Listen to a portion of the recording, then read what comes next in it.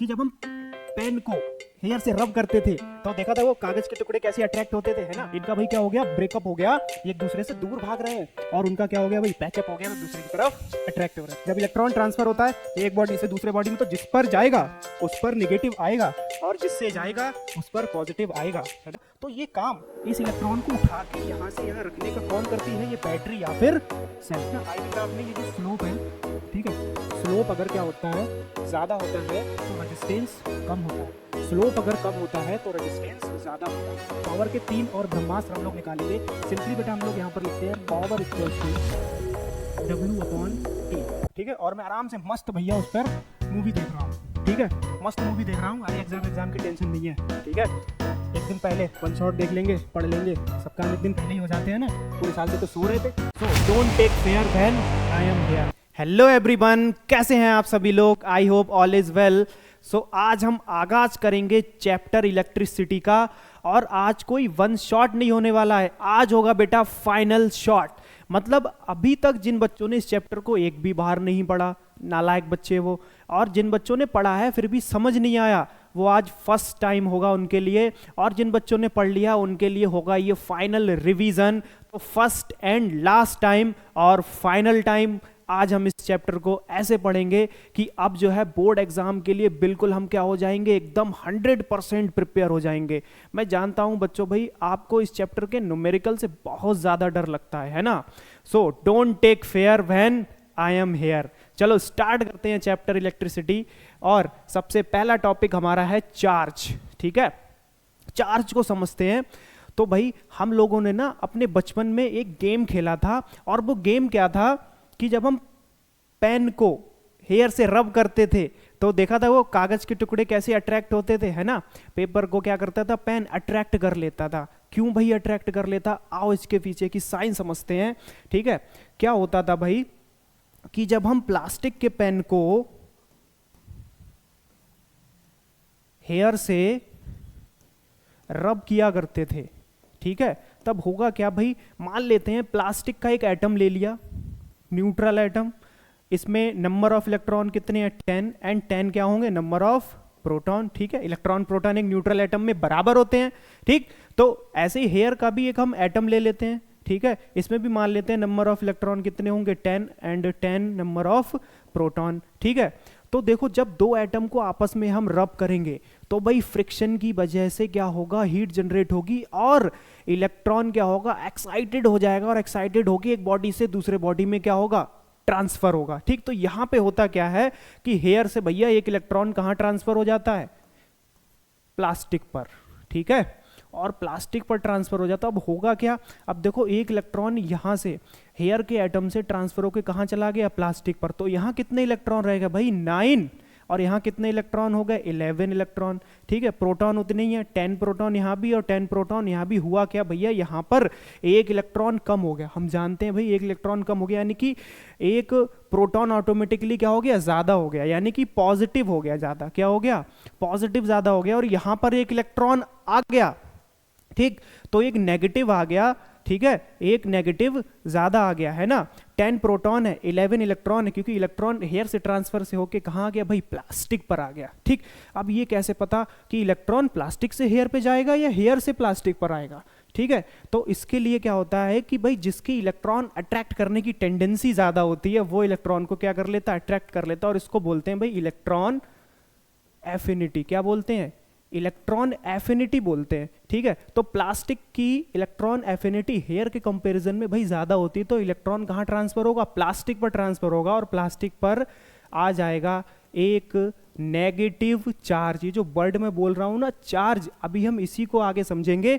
और हेयर से इलेक्ट्रॉन चला गया, इलेक्ट्रॉन की कमी होगी तो ऑटोमेटिकली पॉजिटिव ज्यादा हो गया, ठीक है, तो हेयर पर आ जाएगा पॉजिटिव चार्ज, ठीक है। यही जो बेटा चार्ज आया ना, कौन, इलेक्ट्रॉन आया है, तो अब ये क्या करेगा, प्लास्टिक का पेन दूसरे पार्टिकल को अट्रैक्ट करेगा, इसीलिए तो पेपर्स को क्या करने लगता है, अट्रैक्ट करने लगता है, और फिर अदर पार्टिकल्स को क्या करेगा, रिपेल भी करेगा। जैसे अगर हमें प्लास्टिक के पेन को फिर से किसी सिल्क क्लॉथ के साथ रब करा दें, ठीक है, और अब होगा क्या, प्लास्टिक से इलेक्ट्रॉन कहाँ जाएगा इस बार, सिल्क पर जाएगा, क्योंकि भाई सिल्क की इलेक्ट्रॉन एफिनिटी प्लास्टिक के कंपैरिजन में ज़्यादा होगी। ठीक है, तो इलेक्ट्रॉन कहाँ जाएगा, सिल्क पर, तो सिल्क पर आ जाएगा नेगेटिव चार्ज और प्लास्टिक पर आ जाएगा बेटा पॉजिटिव चार्ज। तो ये चार्ज कैसे अराइज हो रहा है, रीजन क्या है इसके पीछे, ठीक है, तो ये जो चार्ज अराइज हो रहा है due to transfer of electron from one body to another body. तो चार्ज क्या है भाई, ये मैटर की ही प्रॉपर्टी है, पहले से ही थी मैटर में, है ना, बस क्या हुआ इसको अराइज किया गया कैसे, ट्रांसफर ऑफ इलेक्ट्रॉन से। तब क्या होता है कि वो मैटर दूसरे पार्टिकल को अट्रैक्ट और रिपेल करता है, सिंपली इसी को हम लोग क्या कहते हैं, चार्ज बोलते हैं। ठीक है, the property of matter which attract, ठीक है, और रिपेल अदर पार्टिकल, और कैसे अराइज होती है, due to transfer of electron and, और क्या करती है भाई, अट्रैक्ट और रिपेल करती है अदर पार्टिकल्स को, इसको कहते हैं चार्ज। ठीक है ना, देखो डेफिनेशन को रटने से काम नहीं चलता, अब हमने बिल्कुल कॉन्सेप्ट को समझ लिया है कि ये चार्ज कैसे अराइज होता है और अराइज होने के बाद पार्टिकल को अट्रैक्ट और रिपेल करता है। और ऐसा यूनिट बेटा होती है इसकी कूलाम। ठीक है, कूलाम ऐसा यूनिट होती है, और चार्ज को बेटा हम लोग रिप्रेजेंट करते हैं capital Q and small Q से। ठीक है, किसी से भी रिप्रेजेंट कर सकते हैं कैपिटल क्यू और स्मॉल क्यू से। नेक्स्ट, टाइप्स ऑफ चार्ज, कितने टाइप का चार्ज होता है नेचर में, भाई दो ही टाइप का चार्ज होता है नेचर में, एक पॉजिटिव और दूसरा नेगेटिव। ठीक है, क्यों, जब इलेक्ट्रॉन ट्रांसफर होता है एक बॉडी से दूसरे बॉडी में, तो जिस पर जाएगा उस पर नेगेटिव आएगा और जिससे जाएगा उस पर पॉजिटिव आएगा, है ना। तो दो ही टाइप के चार्ज होते हैं, पॉजिटिव और नेगेटिव। अब पढ़ते हैं भाई क्या प्रॉपर्टीज होती हैं। देखो पहली प्रॉपर्टी, अपोजिट यानी कि अनलाइक, अलग अलग चार्जेस आर ऑलवेज अट्रैक्ट, हमेशा क्या करते हैं भाई, एक दूसरे को अट्रैक्ट करते हैं। ठीक है, एक पॉजिटिव और एक नेगेटिव अलग अलग चार्ज एक दूसरे की तरफ क्या होंगे भाई, अट्रैक्ट होंगे। ठीक है, और सेम चार्जेस लाइक एक जैसे चार्जेस हमेशा एक दूसरे को क्या करेंगे, रिपेल करेंगे, दूर भागेंगे, है ना। इनका भाई क्या हो गया, ब्रेकअप हो गया, एक दूसरे से दूर भाग रहे हैं, और उनका क्या हो गया भाई, पैचअप हो गया, एक दूसरे की तरफ अट्रैक्ट हो रहे हैं। समझ गया ना। देखो एक पॉजिटिव पॉजिटिव सेम नेचर के हो गए, तो ये एक दूसरे से क्या करेंगे, ये दूर भागेंगे। ठीक है, एक दूसरे से दूर भागेंगे, वो भी क्या है भाई, सेम नेचर के हैं, एक दूसरे से दूर भागेंगे, भाग जाओ दूर दूर। ठीक है, चलो same charges repel, opposite charges attract, आई बात समझ में। आगे next, charge is a scalar quantity, charge एक स्केलर क्वांटिटी होती है। ठीक है, next quantization of charge, Q equals to plus minus n e, Q equals to plus minus n e. इसका मतलब क्या हुआ भाई, देखो नेचर में सबसे छोटा चार्ज, इतू सा चार्ज कौन है, electron. Electron is the elementary charge particle, सबसे छोटा चार्ज पार्टिकल इलेक्ट्रॉन, और उस पर बेटा चार्ज होता है 1.6 इंटू 10 की पावर माइनस 19 कूलाम। ठीक है, मैग्नीट्यूड की बात करें तो 1.6 इंटू 10 की पावर माइनस 19 कूलाम चार्ज एक इलेक्ट्रॉन पर होता है। तो अब होगा क्या, जब मान लो किसी भाई एक बॉडी से दूसरी बॉडी में सिर्फ एक इलेक्ट्रॉन ट्रांसफर होगा, तो कितना चार्ज अराइज होगा, 1.6 इंटू 10 की पावर माइनस 19 कूलाम। अब मान लो अगर 10 इलेक्ट्रॉन एक बॉडी से दूसरे बॉडी में ट्रांसफर हुए, ठीक, तो कितना चार्ज अराइज होगा, Q equals to N means बेटा नंबर ऑफ इलेक्ट्रॉन्स, ठीक है, and E for electronic charge, electronic charge. ठीक है, कितना, ये रहा। ठीक, तो अगर मान लो 10 इलेक्ट्रॉन ट्रांसफर होते हो तब क्या होगा, इंटू 1.6 इंटू 10 की पावर माइनस 19 कूलाम चार्ज जो है उस बॉडी पर अराइज होगा। मतलब कि ये है भैया कि the total charge on the body, किसी बॉडी पर टोटल चार्ज किसके इक्वल होगा, the integral multiple of its elementary charge. Integral means integers, electrons are transfer in the form of integers 1, 2, 3, 4, 5, 6 and so on. कभी ऐसा नहीं होता है कि 1 इलेक्ट्रॉन ट्रांसफर हुआ, ठीक है, या 1 होल 1/2, ठीक है, 1.5 इलेक्ट्रॉन ट्रांसफर हो गया, ऐसा नहीं होता। क्यों भाई, इलेक्ट्रॉन सबसे छोटा चार्ज पार्टिकल है।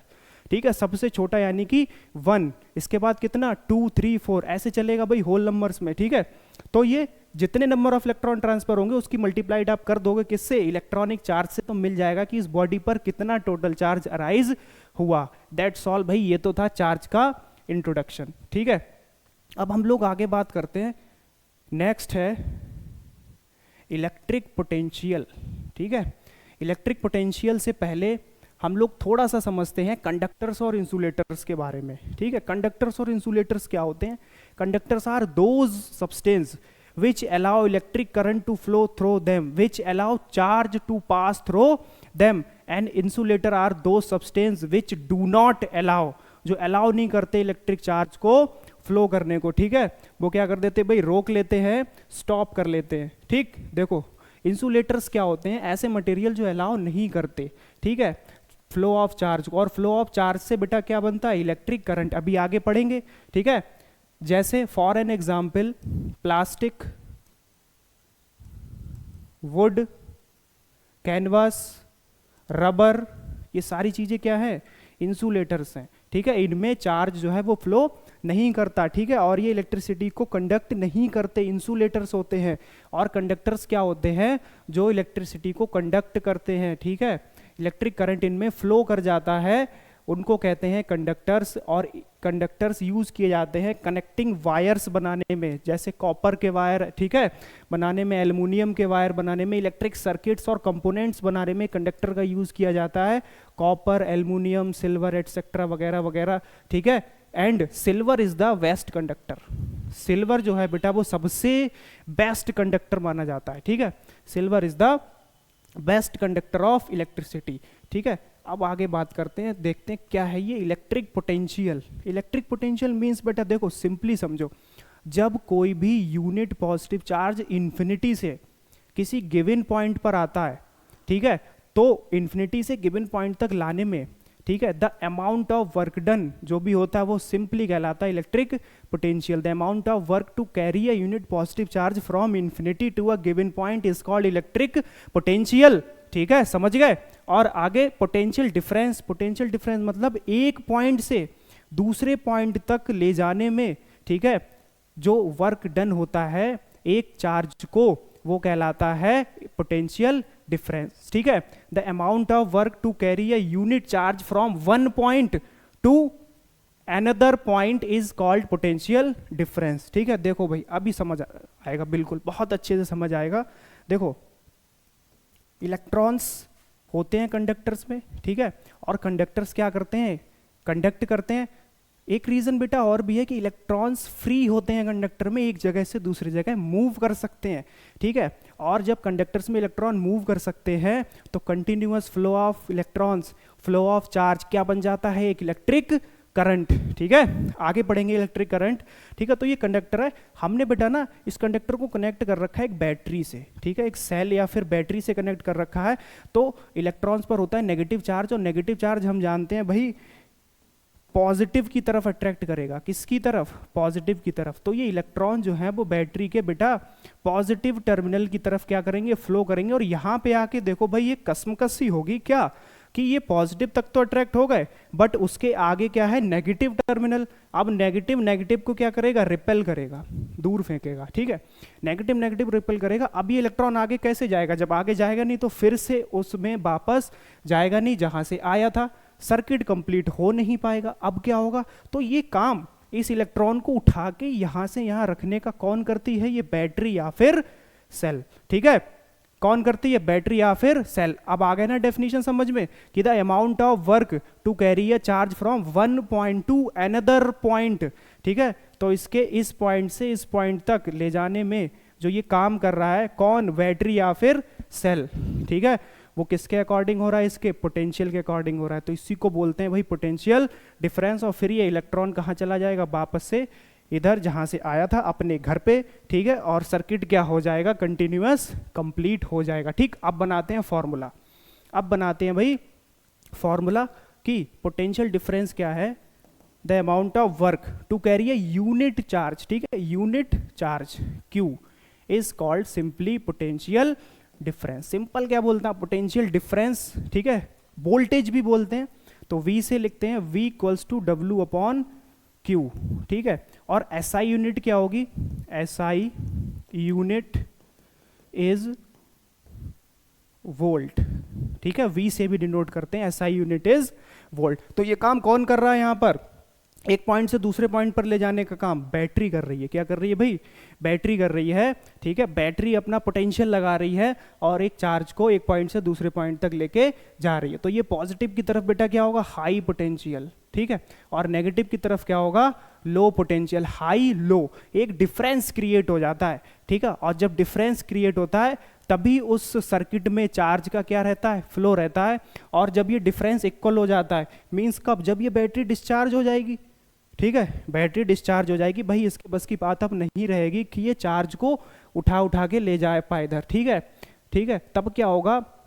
इलेक्ट्रॉन्स का फ्लो रुक जाएगा और जो भी अप्लायंस हम बैटरी से चला रहे होते हैं वो क्या होता है? वो भी स्टॉप हो जाएगा। मीन्स टू से भाई बैटरी हमारी क्या हो गई? डाउन हो गई, डिस्चार्ज हो गई, ठीक है। समझ गए ना अच्छे से? चलो आगे करते हैं इसके ऊपर एक क्वेश्चन। और क्वेश्चन है, what is the potential difference between the terminals of the battery if 250 joule of work is required to transfer 20 coulomb of charge? Work कितना रिक्वायर है?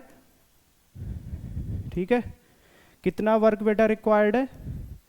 250 जूल। कितना चार्ज ट्रांसफर करने के लिए? 20 कूलाम चार्ज ट्रांसफर करने के लिए। तो बताना है पोटेंशियल डिफरेंस क्या होगा बैटरी के टर्मिनल्स का, ठीक है। We have to find b. तो V equals to W upon Q, V equals to 250 charge 20 coulomb, ठीक है। कितना आएगा आंसर? 12.5 वोल्ट, ठीक है। V equals to 12.5 volt. Clear है? चलो आगे बात करते हैं अब इलेक्ट्रिक करंट, ठीक है। करंट क्या है भाई? The flow of charge in per unit time, ठीक है।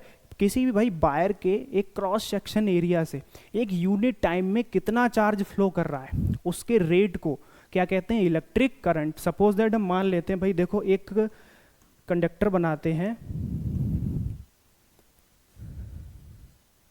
इस तरीके से, ठीक है।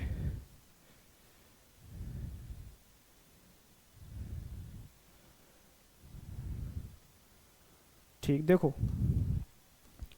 ये कंडक्टर है, ठीक, और इसमें फ्री इलेक्ट्रॉन्स हैं, ठीक है।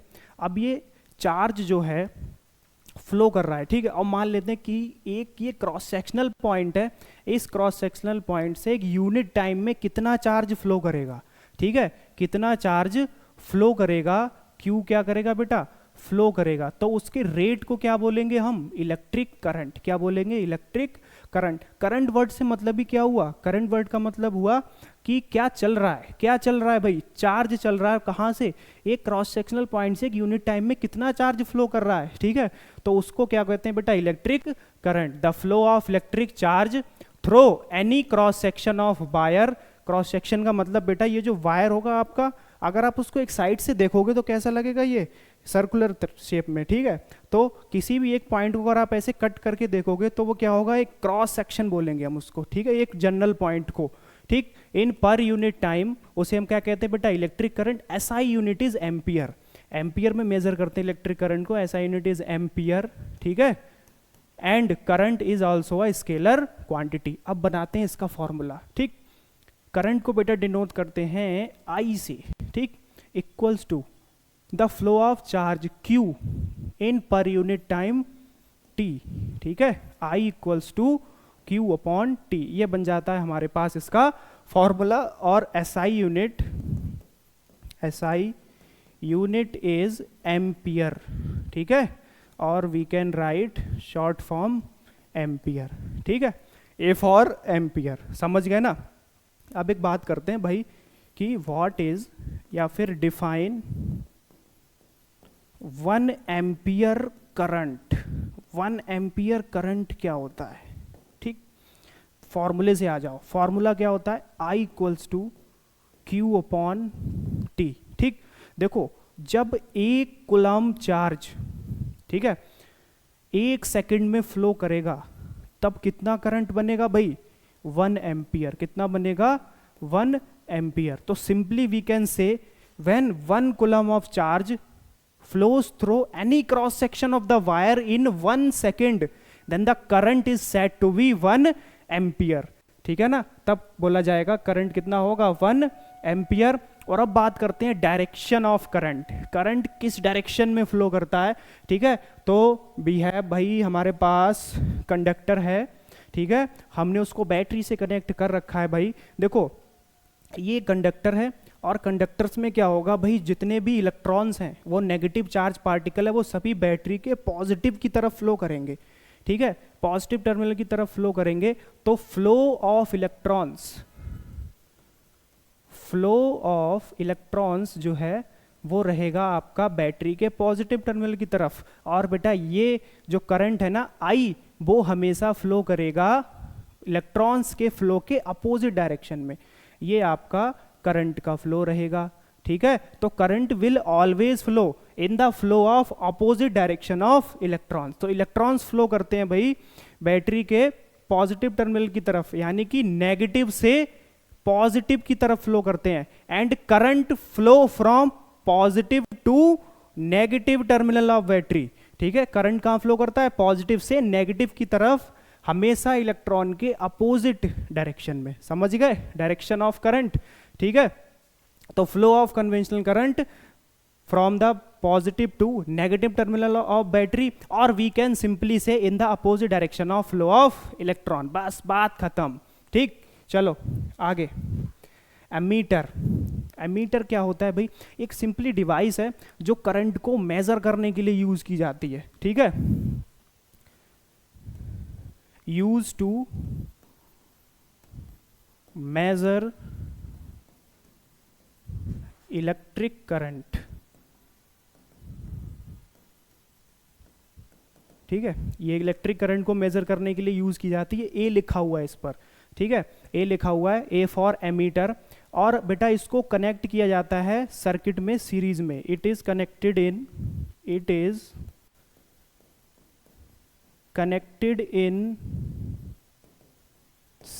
सीरीज में कनेक्ट करते हैं। देखो कैसे, सपोज दैट ये अमीटर है, यहां पर हम सर्किट बनाते हैं, बैटरी का पॉजिटिव टर्मिनल, नेगेटिव टर्मिनल, ठीक, और इसको हमने कनेक्ट किया। तो पॉजिटिव टर्मिनल को पॉजिटिव से कनेक्ट करना है और नेगेटिव को नेगेटिव से कनेक्ट करना है। तो इस कॉम्बिनेशन को बेटा कहते हैं सीरीज कॉम्बिनेशन। जो अलोंग द वायर हम कनेक्ट कर रहे हैं अमीटर को, तो इसको कहते हैं सीरीज कॉम्बिनेशन। तो अमीटर हमेशा सीरीज में कनेक्टेड रहता है और हम ये करंट की रीडिंग देता है सर्किट में। ठीक है, तीसरी बहुत इंपॉर्टेंट बात, इट्स रेजिस्टेंस इज लो। बेटा इसका रेजिस्टेंस जो होता है वो कैसा होता है, लो रहता है। ठीक है, अमीटर का रेजिस्टेंस लो रहता है। तो मान लेते हैं अभी हमें भाई इस रेजिस्टेंस के बारे में नहीं पता ये क्या चीज़ है रेजिस्टेंस, क्योंकि आगे हम पढ़ने वाले हैं। ठीक है, तो अभी इस बात को माइंड में रखो, आगे हम डिस्कस करेंगे कि अमीटर का रेजिस्टेंस क्यों लो होता है। ठीक है, नेक्स्ट है volt meter. Volt meter use किया जाता है पोटेंशियल डिफरेंस मेजर करने के लिए। ठीक है, वोल्टेज मेजर करने के लिए यूज किया जाता है। It is use to measure, it is used to measure potential difference। ठीक है, पोटेंशियल डिफरेंस मेजर करने के लिए यूज किया जाता है और इसको कनेक्ट करते हैं बेटा पैरेलल में। इट इज कनेक्टेड इन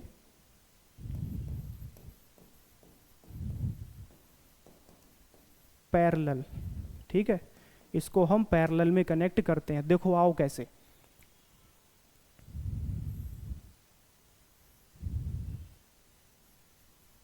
ठीक है, ये जो सर्किट है हमारा along the line, along the wire connect नहीं करना है।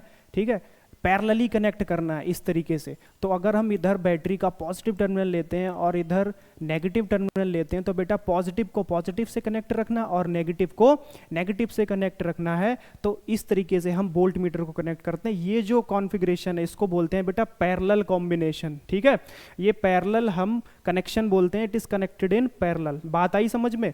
आगे इसका जो रेजिस्टेंस होता है वो रहता है high. Its resistance is high. Volt meter का रेजिस्टेंस कैसा रहता है? हाई रहता है। ठीक है, चलो आगे इलेक्ट्रिक सिंबल्स। ठीक है, इलेक्ट्रिक सर्किट बनाने के लिए हम सिंबल्स का यूज करेंगे और समझते हैं भाई कौन से कंपोनेंट का सिंबल कैसा होता है। देखो सेल, सेल के लिए क्या करना है, एक बड़ा डंडा, एक छोटा डंडा, ठीक है, और इसको कहते हैं पॉजिटिव टर्मिनल, इसको कहते हैं बेटा नेगेटिव टर्मिनल। जैसे एक हम सेल होता है जो टॉर्च वाला सेल है हमारा, एक 5 रुपए का 10 रुपए का जो एवर रेडी का सेल आता है, सब ने देखा होगा, ठीक है। तो ये वो क्या होता है, एक सिंगल सेल। अब हम उसी सेल के दूसरा सेल ज्वाइन कर दें, दूसरे से तीसरा सेल ज्वाइन कर दें, ठीक है। कॉम्बिनेशन ऑफ 2 और more than 2 cells is called a battery. उसको क्या कहेंगे बेटा, बैटरी। तो पॉजिटिव नेगेटिव, नेगेटिव से कनेक्ट करना है पॉजिटिव को, फिर नेगेटिव से कनेक्ट करना है पॉजिटिव को, ठीक है, और फिर नेगेटिव, ठीक है, इस तरीके से। तो ये हमारी क्या रहेगी भाई, बैटरी, पॉजिटिव नेगेटिव। ये बैटरी का सिंबल हो गया। आगे रजिस्टर, ठीक है। रजिस्टर का सिंबल, रजिस्टर बेटा 2 टाइप से हम देखेंगे। एक होगा कांस्टेंट रजिस्टर। कांस्टेंट मींस जिसकी वैल्यू फिक्स रहती है, चेंज नहीं कर सकते, उसका सिंपली हम इस तरीके से बना देते हैं। और दूसरा रहता है variable resistor. Variable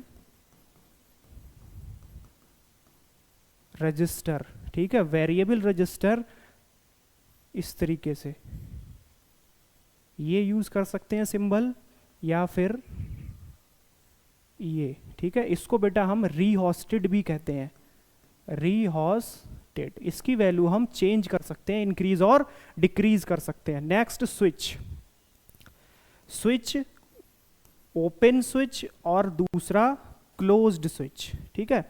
open switch का मतलब हुआ बेटा ऑफ, ठीक है। ओपन का मतलब हुआ ऑफ। जब स्विच ऑफ रहेगा इलेक्ट्रिक सर्किट का, तो it means current will not flow, ठीक है। ऑफ, ओपन, ठीक है। ओपन, ओपन स्विच को ऐसे बना सकते हैं, इसको रखना है आपको ओपन, ठीक है, और दूसरा इस तरीके से, ठीक। आगे क्लोज स्विच। क्लोज स्विच में क्या करना है, हमें कर देना है बेटा स्विच को क्लोज, ठीक है। ये ओपन है और यहां पर ये क्लोज। क्लोज में क्या होगा बेटा, क्लोज होती है ऑन वाली कंडीशन, ठीक है। ऑन मींस करंट जो है वो फ्लो करेगा, ठीक है, करंट फ्लो करेगा, जो भी अप्लायंसेस है वो क्या करेंगे, फिर रन करेंगे, ठीक है। Close switch. और दूसरा सिंबल हम इसका यूज कर सकते हैं इसके बीच में डॉट बना के, ठीक है। नेक्स्ट बल्ब, बल्ब का सिंबल ये हो गया, या फिर इस तरीके से, ठीक है। ये बल्ब का सिंबल हो गया। अमीटर का सिंबल सिंपली ए बना देते हैं, A for ammeter, positive negative. Voltmeter का सिंबल सिंपली वी बना देते हैं, B for voltmeter, positive and negative. तो ये इलेक्ट्रिक सिंबल्स हैं, ठीक है, इनको माइंड में रखना है। और इन सिंबल से हम एक इलेक्ट्रिक सर्किट डिजाइन कर सकते हैं, ठीक है। इलेक्ट्रिक सर्किट डिजाइन करते हैं, देखो सिंपल सा एक सर्किट डायग्राम बनाते हैं। उसमें हम लेते हैं भाई एक रजिस्टर, ठीक है, एक रजिस्टर लेते हैं और एक बल्ब कनेक्ट करते हैं, ठीक है। एक अमीटर को भी कनेक्ट कर लेते हैं, और बेटा इसको कनेक्ट करते हैं एक बैटरी से, ठीक है, और एक स्विच भी लगाते हैं, ठीक है। ये हो गया हमारा सर्किट। अब हम इसमें अगर वोल्ट मीटर भी लगाते हैं, तो वोल्ट मीटर हम जानते हैं पैरेलल कनेक्ट करते हैं, तो यहां पर हम पैरेलली वोल्ट मीटर को कनेक्ट कर देंगे, ठीक। ये बैटरी का पॉजिटिव टर्मिनल, ये नेगेटिव टर्मिनल। तो पॉजिटिव को किससे कनेक्ट करना है, पॉजिटिव से, और नेगेटिव को किससे कनेक्ट करना है, नेगेटिव से। तो अमीटर रहता है सीरीज कॉम्बिनेशन में, ठीक। एंड ये वोल्ट मीटर इधर पॉजिटिव है उधर नेगेटिव है। ये बेटा हो गया रजिस्टर, और ये हो गया बल्ब, ठीक है, ये हो गया बल्ब। तो करंट फ्लो करेगा बैटरी के पॉजिटिव टर्मिनल से, आई कहाँ, बैटरी के नेगेटिव टर्मिनल की तरफ। और अभी ये स्विच कैसा है, ओपन है, कैसा है, ओपन। तो ये सिंपली सर्किट समझ में आया ना। अब ओपन स्विच को जैसे ही हम करेंगे क्लोज, जैसे क्या करेंगे, क्लोज करेंगे, तो ये करंट जो है आगे फ्लो कर जाएगा और सर्किट कंप्लीट हो जाएगा, ठीक है। क्लोज्ड स्विच, क्लोज्ड स्विच, और करंट मिलेगा बल्ब को, बल्ब क्या करने लगेगा, फिर ग्लो करने लगेगा, जगमगाने लगेगा, ठीक है। तो ये सिंबल्स हैं, इनको याद रखना। समझ में आई बात, ठीक है। आगे हम लोग जो है बात करते हैं ओम्स लॉ। देखो भाई ये ओम्स लॉ क्या है, ठीक है। सिंपली बात को समझना, the potential difference across the end point of conductor, ठीक है। जो पोटेंशियल डिफरेंस हम कंडक्टर को अप्लाई कर रहे हैं, that is directly proportional to the current I flowing in the conductor, ठीक है। वो डायरेक्टली प्रोपोर्शनल होगा किसके, करंट के जो करंट उस कंडक्टर में फ्लो कर रहा है, सिंपल, दैट्स ऑल। ठीक है, देखो डायग्राम से बना के समझते हैं। एक हम सर्किट सिंपली ड्रॉ करते हैं। ठीक है, ये हमने एक रजिस्टर लगाया सर्किट में, ठीक है, और सर्किट में रजिस्टर लगाया और हम इसको कनेक्ट कर रहे हैं भाई एक बैटरी से, और बैटरी का पोटेंशियल है V। ठीक है, बैटरी का पोटेंशियल है V, और ये कंडक्टर के दो एंड पॉइंट्स हैं A और B। इन एंड पॉइंट्स पर जो पोटेंशियल डिफरेंस है दैट इज V। कितना है? V। ठीक है, तो ओम्स लॉ कहता है कि जो पोटेंशियल डिफरेंस है वो डायरेक्टली प्रोपोर्शनल होगा किसके? जो करंट, ठीक है, जो करंट इस सर्किट में फ्लो कर रहा है भाई उसके। ठीक है, तो I current is flowing in this circuit, तो that is directly proportional to the current. कब? कब भैया? कब? अभी भी ओम्स लॉ अधूरा है। ठीक है, पूरा पढ़ो। Eight constant physical conditions, temperature, pressure etcetera. Constant, वो कांस्टेंट क्या है कि जो वो फिजिकल कंडीशन है, वो जो कांस्टेंट है ना बंदा, वो जब तक कांस्टेंट है तभी तक potential difference is directly proportional to current. ये है ओम्स लॉ। ठीक है, और हम जानते हैं भाई जब प्रोपोर्शनल का साइन हटाएंगे तो एक कांस्टेंट आएगा, तो यहां पर जो कांस्टेंट आता है वो क्या आता है? आर। क्या आता है? आर। ये आर क्या होता है? ठीक है, ये आर क्या होता है? रेजिस्टेंस। ठीक है, ये आर ये होता है रेजिस्टेंस। ठीक है, अब ये जो रेजिस्टेंस है ये कांस्टेंट रहता है। क्या रहता है? रेजिस्टेंस सर्किट का कांस्टेंट रहता है, तब V is directly proportional I होता है। ठीक है, V is directly proportional to RI। तो सपोज दैट हमने जब V पोटेंशियल अप्लाई किया तो हमें क्या करंट मिला? I। क्या करंट मिला? I। अब हम मैथमेटिकली बेटा देखो समझते हैं, मैथमेटिकली बात करते हैं। देखो मान लो हमने सर्किट को 10 वोल्ट अप्लाई किया। कितना अप्लाई किया? 10 वोल्ट, और हमें कितना करंट मिला भाई? हमें करंट मिला 10 एम्पियर। ठीक है, 10 वोल्ट अप्लाई करने से हमें कितना करंट मिला? 10 एम्पियर। फिर हमने क्या किया? वोल्टेज किया 20 वोल्ट। कितना किया? 20 वोल्ट, तब हमें करंट मिला 20 एम्पियर।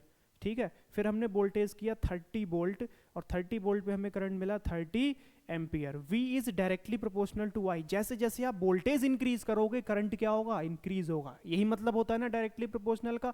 कब तक? At constant.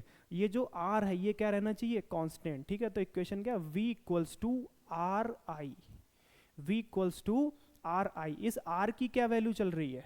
ठीक है, ये R क्या है अभी यहाँ पर? कांस्टेंट है। ठीक है, R इज कांस्टेंट हेयर। ठीक, तो 10 इक्वल्स टू 10, यानी 10 इंटू 1 करेंगे 10 ही रहेगा इधर। यहाँ पे 20 इंटू 1 करेंगे 20 रहेगा, 30 इंटू 1 करेंगे 30 रहेगा। तो 1 1 1, ये 1 1 1 सब जगह क्या आ रहा है? एक जैसी वैल्यू आ रही है। ये 1 क्या है? कांस्टेंट है। ठीक है, क्या बच्चों? कांस्टेंट है। समझ गए ना बात के लिए ओम्स लॉ? तो यही है सिंपल कि एट कांस्टेंट ये वाला जो रेजिस्टेंस है ये क्या रहता है? Constant. V is directly proportional to I। Simply बेटा हम लोग इसको कहते हैं ओम्स लॉ। अब बात करते हैं कि अगर ये कांस्टेंट ना रहे तो तब क्या होगा? मान लो कि जब हमने वोल्टेज किया भाई 40 वोल्ट। कितना किया? 40 वोल्ट, तो हमें करंट कितना मिलना चाहिए? ऊपर के अकॉर्डिंग देखो हमें करंट मिलना चाहिए 40 एम्पियर। कितना मिलना चाहिए? 40 एम्पियर। और सपोज दैट रेजिस्टेंस कांस्टेंट नहीं रहा, रेजिस्टेंस कांस्टेंट नहीं रहा, रेजिस्टेंस हो गया इंक्रीज। ठीक है, रेजिस्टेंस हो गया 2। ठीक है, तो हमें इधर 40 मिलेगा करंट, यानी 2 इंटू 20 एम्पियर। अब हमें करंट कितना मिला? कम। कितना मिल रहा है? कम, क्योंकि ओवरऑल 2 इंटू 20 क्या रहेगा? 40। इक्वेशन सेटिस्फाई है भाई, 40 equals to 40। But resistance constant नहीं है, 1 1 1। यहाँ कितना हो गया? 2। तो करंट कितना हो गया? ऑटोमेटिकली कम हो गया। कितना हो गया? 20। तो रेजिस्टेंस इंक्रीज करने से करंट क्या हो गया? कम हो गया। क्या हो गया? कम हो गया। वहाँ फिर से अगर हम रेजिस्टेंस को कम कर दें, है ना, यहाँ कर दे 1, तो हमें करंट कितना मिलेगा? 40 एम्पियर। यानी रेजिस्टेंस कम करने से फिर से क्या हो गया? करंट इंक्रीज हो गया।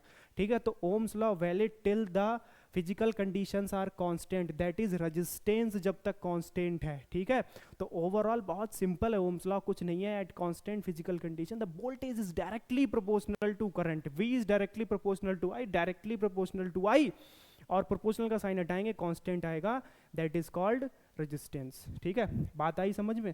अब बात करते हैं ये रेजिस्टेंस है क्या चीज। ठीक है, रेजिस्टेंस क्या चीज है भैया?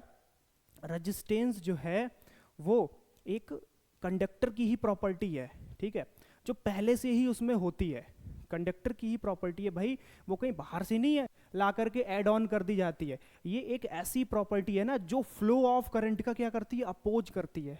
ठीक है भाई, दुश्मन है करंट का, उसको फ्लो करने से रोकती है।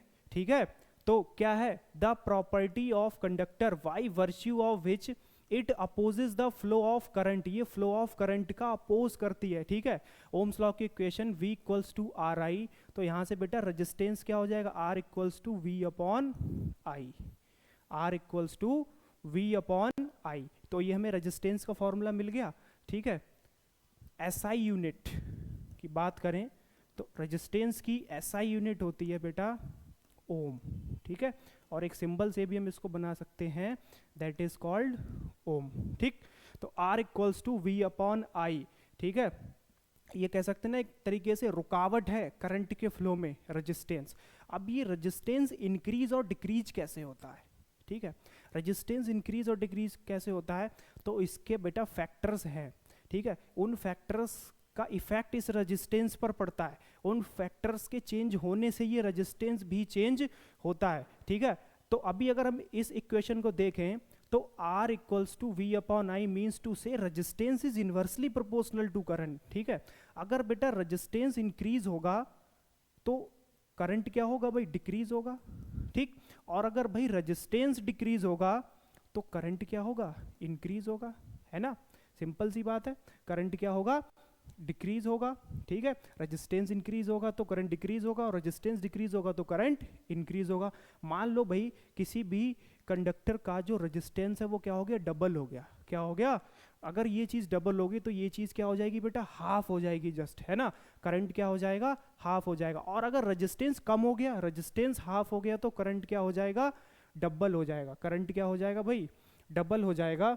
ठीक है, अब उन फैक्टर्स की हम बात करते हैं जिन पर ये रेजिस्टेंस क्या करता है भाई, डिपेंड करता है। ठीक है, रेजिस्टेंस क्या करता है, डिपेंड करता है। तो resistance is directly proportional to temperature. ठीक है, रेजिस्टेंस जो है वो डायरेक्टली प्रोपोर्शनल होता है टेम्परेचर के। पहला effect, directly proportional to temperature. ठीक है भाई, टेम्परेचर इंक्रीज होने से रेजिस्टेंस क्या होगा, इंक्रीज होगा, और रेजिस्टेंस इंक्रीज होने से करंट क्या होगा, डिक्रीज होगा। सेकंड फैक्टर बेटा, डिपेंड्स ऑन नेचर ऑफ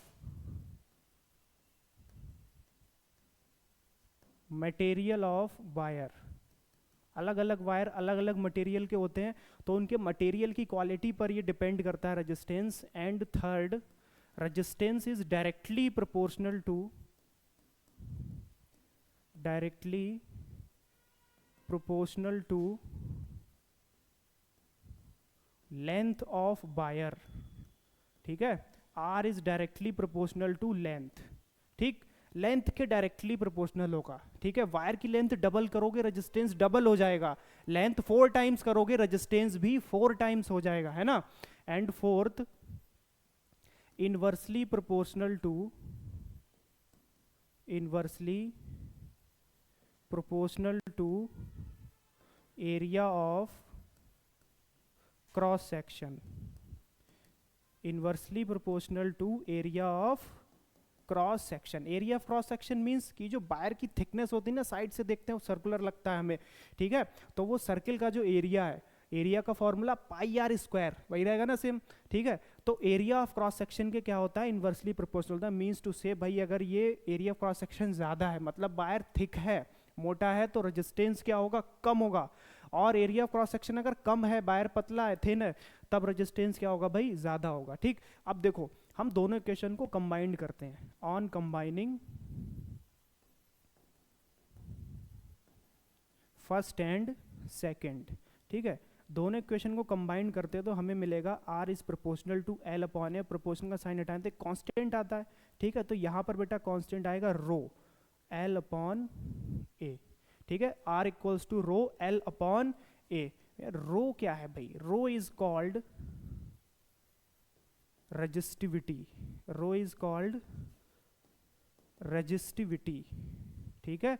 दूसरा नाम इसका स्पेसिफिक रेजिस्टेंस, स्पेसिफिक रेजिस्टेंस, इसको बोलते हैं भाई resistivity, specific resistance. Rho equals to formula बनेगा rho equals to R into A upon L, ठीक है, R into A upon L. SI unit is ohm metre, ठीक है, और ओम मीटर, ठीक है। रजिस्टिविटी क्या है? रजिस्टिविटी को मैथमेटिकली समझते हैं, एक्चुअल में ये मैथमेटिकली कॉन्सेप्ट है। तो अगर हम बेटा सपोज कर लें एक वायर, उसकी लेंथ 1 मीटर और area of cross section 1 metre square हो, ठीक है, तो फॉर्मूले में अगर हम पुट करें तो R इंटू 1/1, ठीक है, तो हमें मिलेगा रो इक्वल्स टू आर, यानी resistance is numerically equal to resistance. एक ऐसा वायर जिसकी लेंथ अगर 1 मीटर हो और area of cross section 1 metre square हो, तो उस वायर का रेजिस्टेंस न्यूमेरिकली इक्वल होगा किसके? रेजिस्टिविटी के। तो यहीं से रेजिस्टिविटी को हम डिफाइन कर सकते हैं, ठीक है। The wire having area of cross section 1 meter square and length 1 meter, then the resistance of wire is numerically equal to resistivity, ठीक है। तो resistivity क्या है भाई? जो लेंथ और एरिया ऑफ क्रॉस सेक्शन पर डिपेंड नहीं कर रही, ऑलरेडी फिक्स है, ठीक है। एरिया और लेंथ क्या है? ऑलरेडी फिक्स है, 1 metre length 1 metre area of cross section. तो रजिस्टिविटी लेंथ और एरिया ऑफ क्रॉस सेक्शन पर डिपेंड नहीं करती, ठीक है। रजिस्टिविटी सिर्फ और सिर्फ बेटा आपकी डिपेंड करती है टेम्परेचर और nature of material of wire पे, ठीक है। टेम्परेचर ऑफ नेचर और मटेरियल ऑफ वायर पे डिपेंड करती है, लेंथ और एरिया ऑफ क्रॉस सेक्शन पर डिपेंड नहीं करती। Resistivity is independent on length and area of cross section, that's all, ठीक है। ये वाला बेटा जो फॉर्मूला है rho equals to R into A upon L, most important formula है यहां पर न्यूमेरिकल इस चैप्टर से 99% बेटा आपके एग्जाम में पूछे जाते हैं, ठीक है ना। बात आई समझ में? चलो इस कॉन्सेप्ट के ऊपर अभी हम थोड़ी देर बाद न्यूमेरिकल करेंगे और पक्का करेंगे इस कॉन्सेप्ट को, रजिस्टिविटी को, ठीक है। आगे बात करते हैं अब। एक क्वेश्चन है डिफाइन 1 ओम। 1 ओम क्या होता है, ठीक है, व्हाट इज 1 ओम? तो फॉर्मूला लिख लेते हैं रेजिस्टेंस का, R equals to V upon I, ठीक है, R equals to V upon I. बात आई समझ में? अब 1 ओम कैसे बनेगा, ठीक है भाई, जब हम 1 वोल्ट पोटेंशियल अप्लाई करें तो कितना करंट फ्लो कर जाए? 1 एम्पियर। कितना करंट फ्लो कर जाए? 1 एम्पियर। तो भाई उस सर्किट का रेजिस्टेंस क्या कहलाएगा? 1 ओम। क्या कहलाएगा?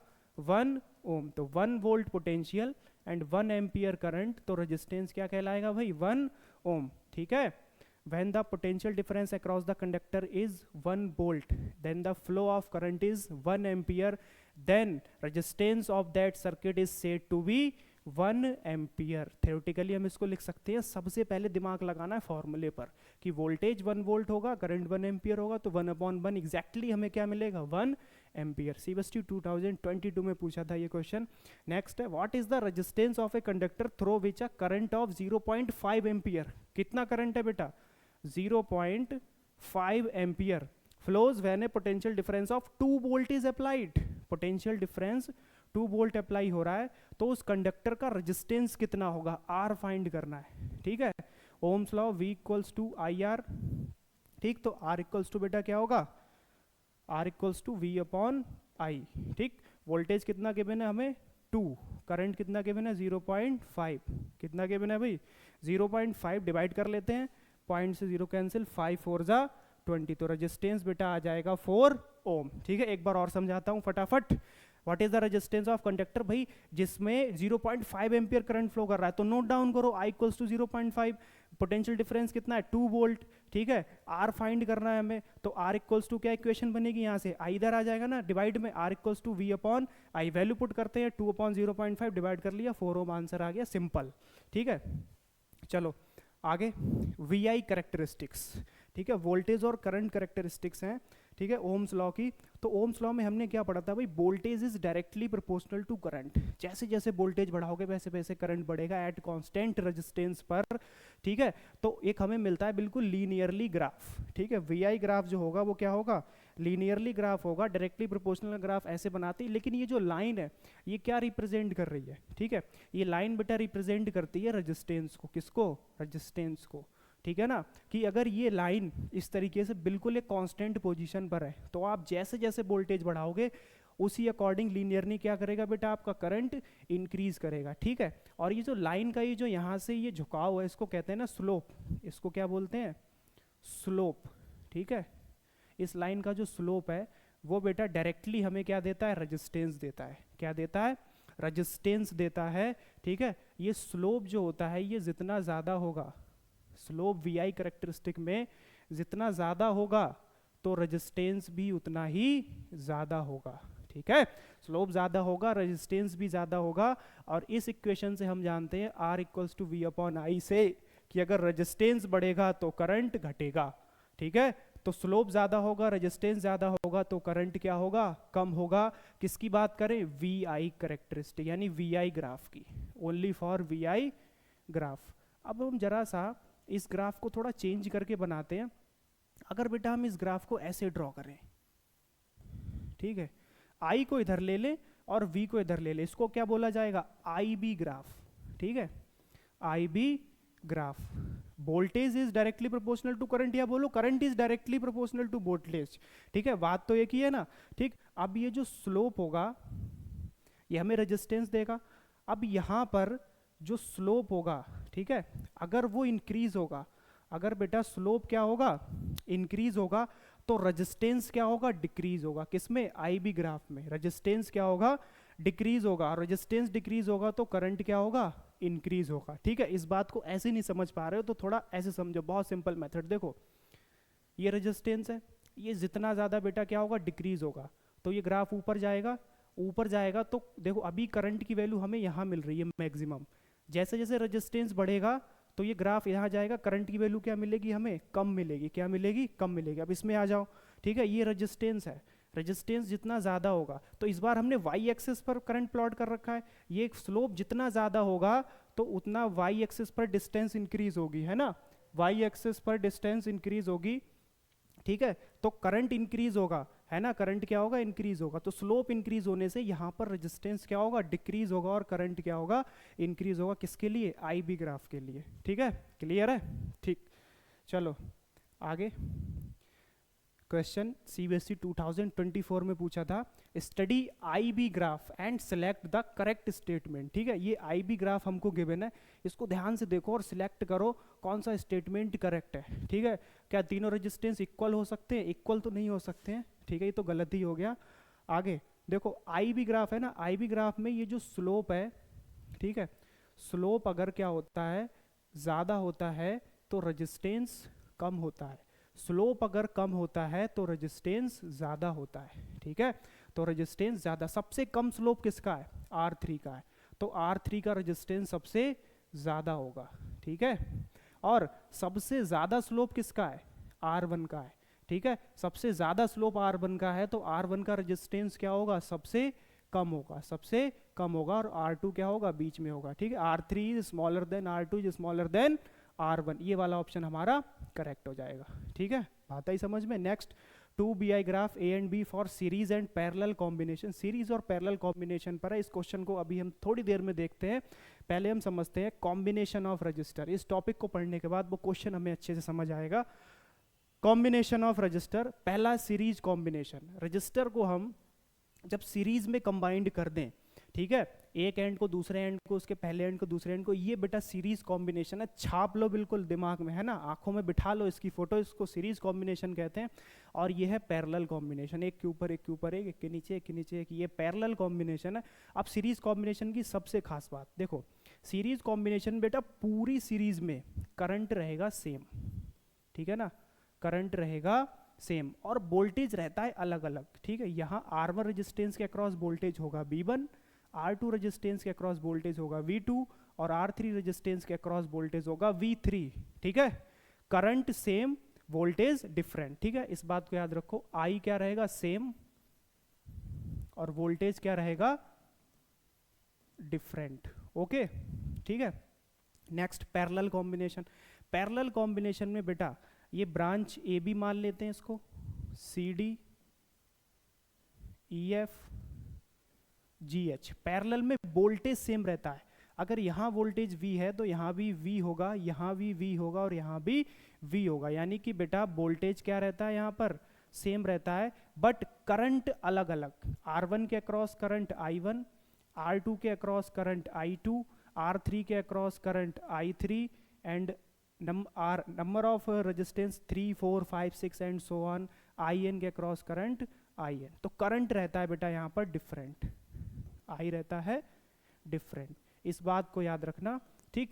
अब हम इनका टोटल रेजिस्टेंस कैसे निकालेंगे, नेट रेजिस्टेंस। जैसे सर्किट में 2 3 10 15 रजिस्टर लगे हैं, तो उस पूरे सर्किट का टोटल रेजिस्टेंस क्या होगा, तो सीरीज का फॉर्मूला होगा R equals to R1 plus R2 plus R3, ठीक है ना, सिंपली ऐड करते हुए चले जाएंगे, ठीक है। और पैरेलल का फॉर्मूला होगा बेटा 1 upon R equals to 1 upon R1 plus 1 upon R2 plus 1 upon R3, ठीक है, क्लियर है, ठीक। देखो सपोज दैट हम ना यहाँ पर 1 2 3 रजिस्टर, R1 की वैल्यू ले लेते हैं 5 ओम, R2 की वैल्यू ले लेते हैं बेटा 10 ओम और R3 की वैल्यू ले लेते हैं 15 ओम। तो नेट रेजिस्टेंस क्या होगा, R equals to R1 plus R2 plus R3, R equals to 5 plus 10 15 plus 15 equals to 30 ohm net resistance आ जाएगा, ठीक है। और अगर पैरेलल की बात करें तो पैरेलल में बेटा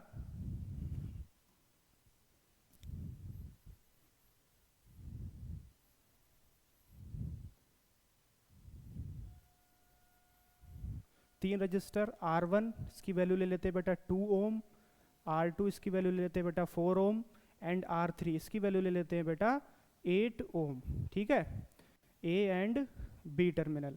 तो नेट रेजिस्टेंस क्या होगा, 1 upon R equals to 1 upon R1 plus 1 upon R2 plus 1 upon R3, ठीक है।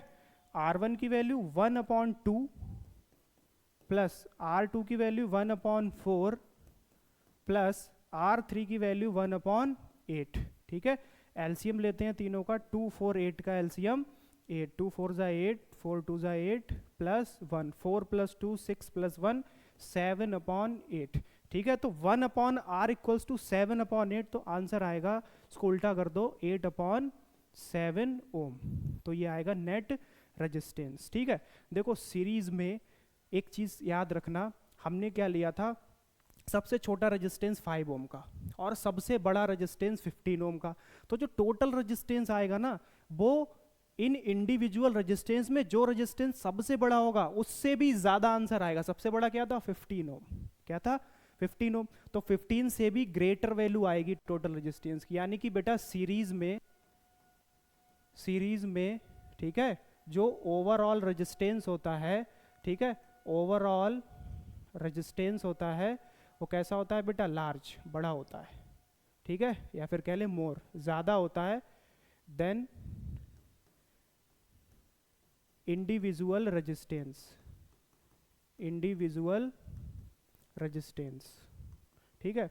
और पैरेलल की बात करें तो पैरेलल में बेटा हमने 3 रेजिस्टेंस लिए, एक लिया 2 ओम का, दूसरा लिया था हमने 4 ओम का, ठीक है, और तीसरा हमने लिया बेटा 8 ओम का। तो जो टोटल रेजिस्टेंस आएगा ना, वो इन सभी रेजिस्टेंस में जो सबसे छोटा होगा, सबसे छोटा कौन है, 2 है, सबसे छोटा कौन है 2, उससे भी कम वैल्यू आएगी, क्या आएगी, उससे भी कम वैल्यू, कितनी आई, R इक्वल्स टू 8 अपॉन 7 ओम, ठीक है, 8 अपॉन 7 ओम मीन्स टू से ये 1 पॉइंट कुछ आएगा इसका आंसर। तो 2 से कम हुआ ना, तो पैरेलल कॉम्बिनेशन में ओवरऑल सर्किट का रेजिस्टेंस क्या हो जाता है, कम हो जाता है, कैसा हो जाता है, कम हो जाता है। इस चीज को याद रखना, सीरीज में रेजिस्टेंस बढ़ता है, जितने रेजिस्टेंस सीरीज में लगाओगे ओवरऑल रेजिस्टेंस बढ़ेगा, और पैरेलल में रेजिस्टेंस क्या होता है, ओवरऑल रेजिस्टेंस कम हो जाता है, ठीक है।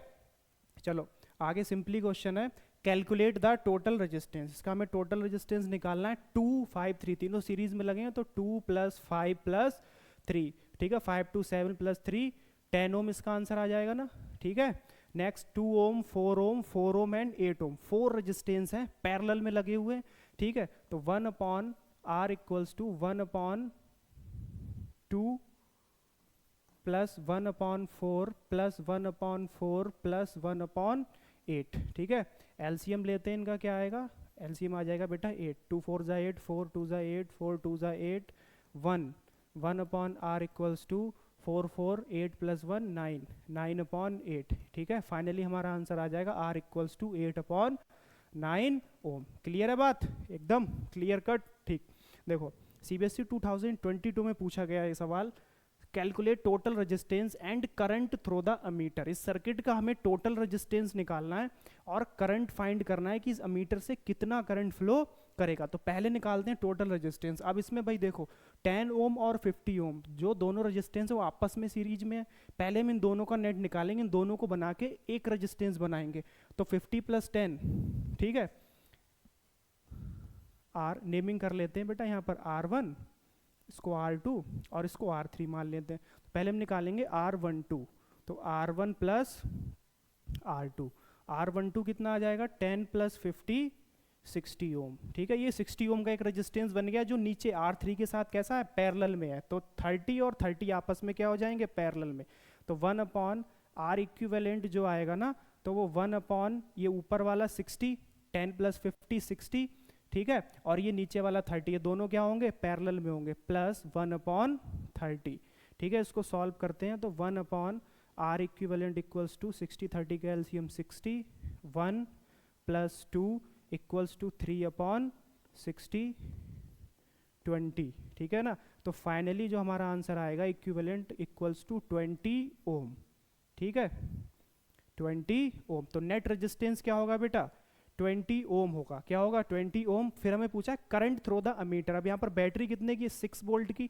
नेट रेजिस्टेंस पता कर लिया 20 ओम। ओम्स लॉ की इक्वेशन लगाएंगे, कौन सी, V equals to I R. क्या फाइंड आउट करना है बेटा, करंट। तो I equals to V upon R. Voltage कितना है 6 और नेट रेजिस्टेंस कितना है 20, 6 अपॉन 20। ठीक है, 3 अपॉन 10 मीन्स टू से 0.3 एम्पियर। ठीक है, 0.3 एम्पियर जो है नेट करंट हमारा आ जाएगा। ठीक, समझ आई बात। चलो आगे बढ़ते हैं। Use Ohm's law to determine the potential difference across 3 ohm resistor. CBSE 2024 में पूछा गया क्वेश्चन है, 3 ओम रजिस्टर के अक्रॉस पोटेंशियल डिफरेंस निकालना है। ये तीनों देखो भाई, पहले तो सीरीज में लगे हुए हैं, सीरीज में पोटेंशियल डिफरेंस अलग होता है। ठीक है, ऐसा नहीं है कि यहाँ पर 2 वोल्ट की बैटरी है तो सभी के पास 2 वोल्ट पोटेंशियल जाएगा, नहीं, सीरीज में पोटेंशियल डिवाइड हो जाता है बट करंट सेम रहता है। क्या सेम रहता है, करंट सेम रहता है। ठीक है, तो पहले हम निकालेंगे कि सीरीज में करंट कितना है और करंट निकालने के लिए नेट रेजिस्टेंस फाइंड करेंगे और नेट रेजिस्टेंस फाइंड करते हैं। देखो इसको नाम देते हैं बेटा R1, इसको नाम देते हैं R2 और इसको नाम देते हैं R3। तो नेट रेजिस्टेंस फाइंड करेंगे R1 plus R2 plus R3, कितना आ जाएगा नेट रेजिस्टेंस, 1 प्लस 2 प्लस 3। ठीक है, 3 प्लस 3 6 ओम। नेट रेजिस्टेंस बेटा आ जाएगा 6 ओम। तो करंट निकालते हैं, I equals to V upon R।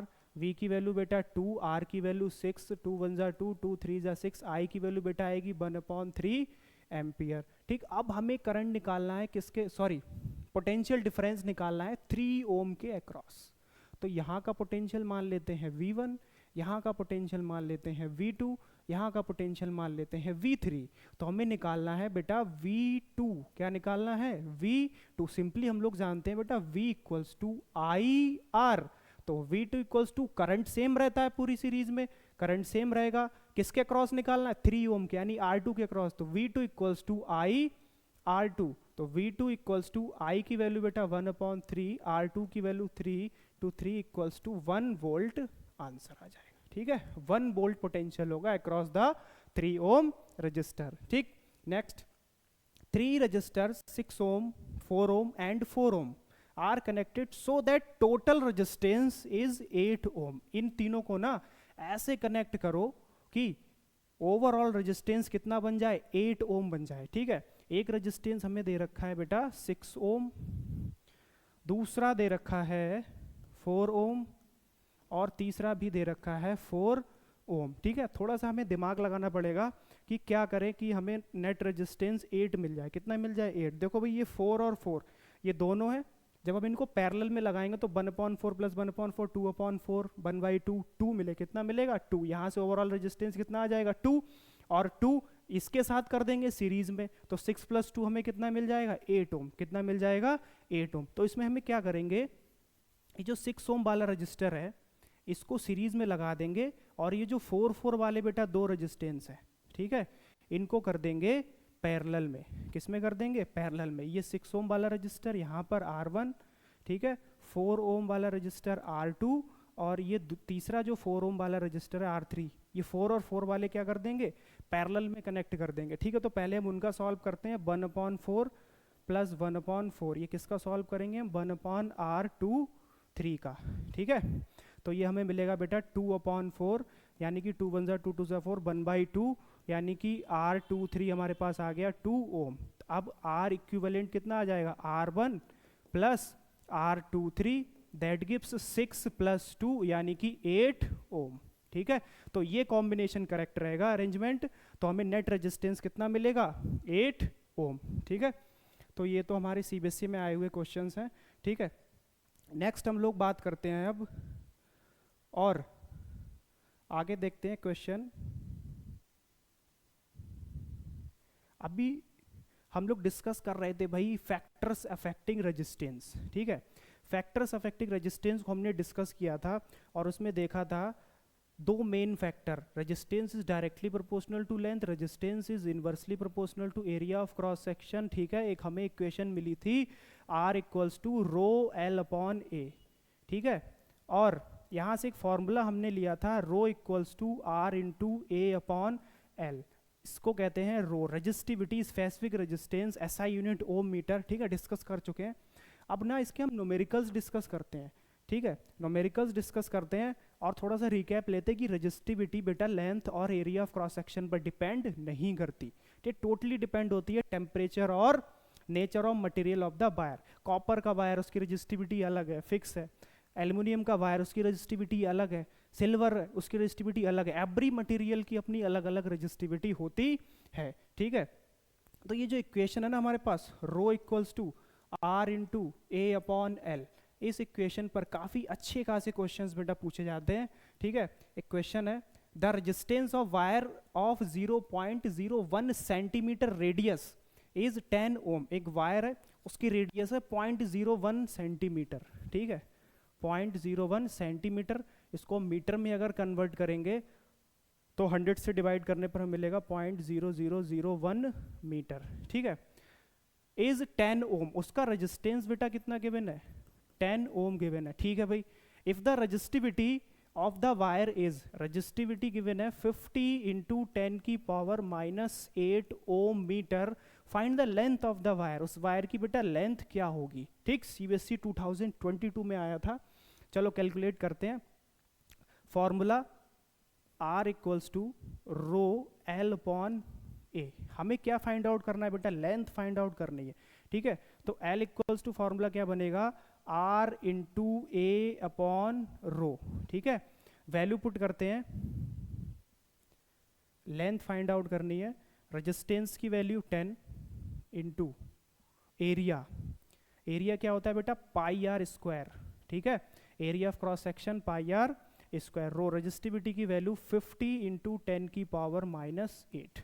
ठीक है, तो L = 10 × पाई की वैल्यू 3.14 इंटू रेडियस, मीटर में कन्वर्ट कर चुके हैं, 0.0001 का स्क्वायर डिवाइडेड बाई 50 × 10⁻⁻8। ठीक है, कैलकुलेट करते हैं। 10 × 3.14 इंटू, बेटा हम इसको लिख सकते हैं 10⁻4, और 10⁻4 का स्क्वायर 10⁻8, और नीचे से 10⁻⁻8 ऊपर जाएगा बेटा। इसको बेटा हम लिख सकते हैं 0.001 को 10⁻, राइट हैंड शिफ्ट कर रहे हैं, 10⁻⁻4 का स्क्वायर 10⁻⁻8, 10⁻⁻8 ऊपर जाएगा बेटा 10⁻+8 डिवाइडेड बाई 50। ये कैंसिल आउट हो जाएंगे।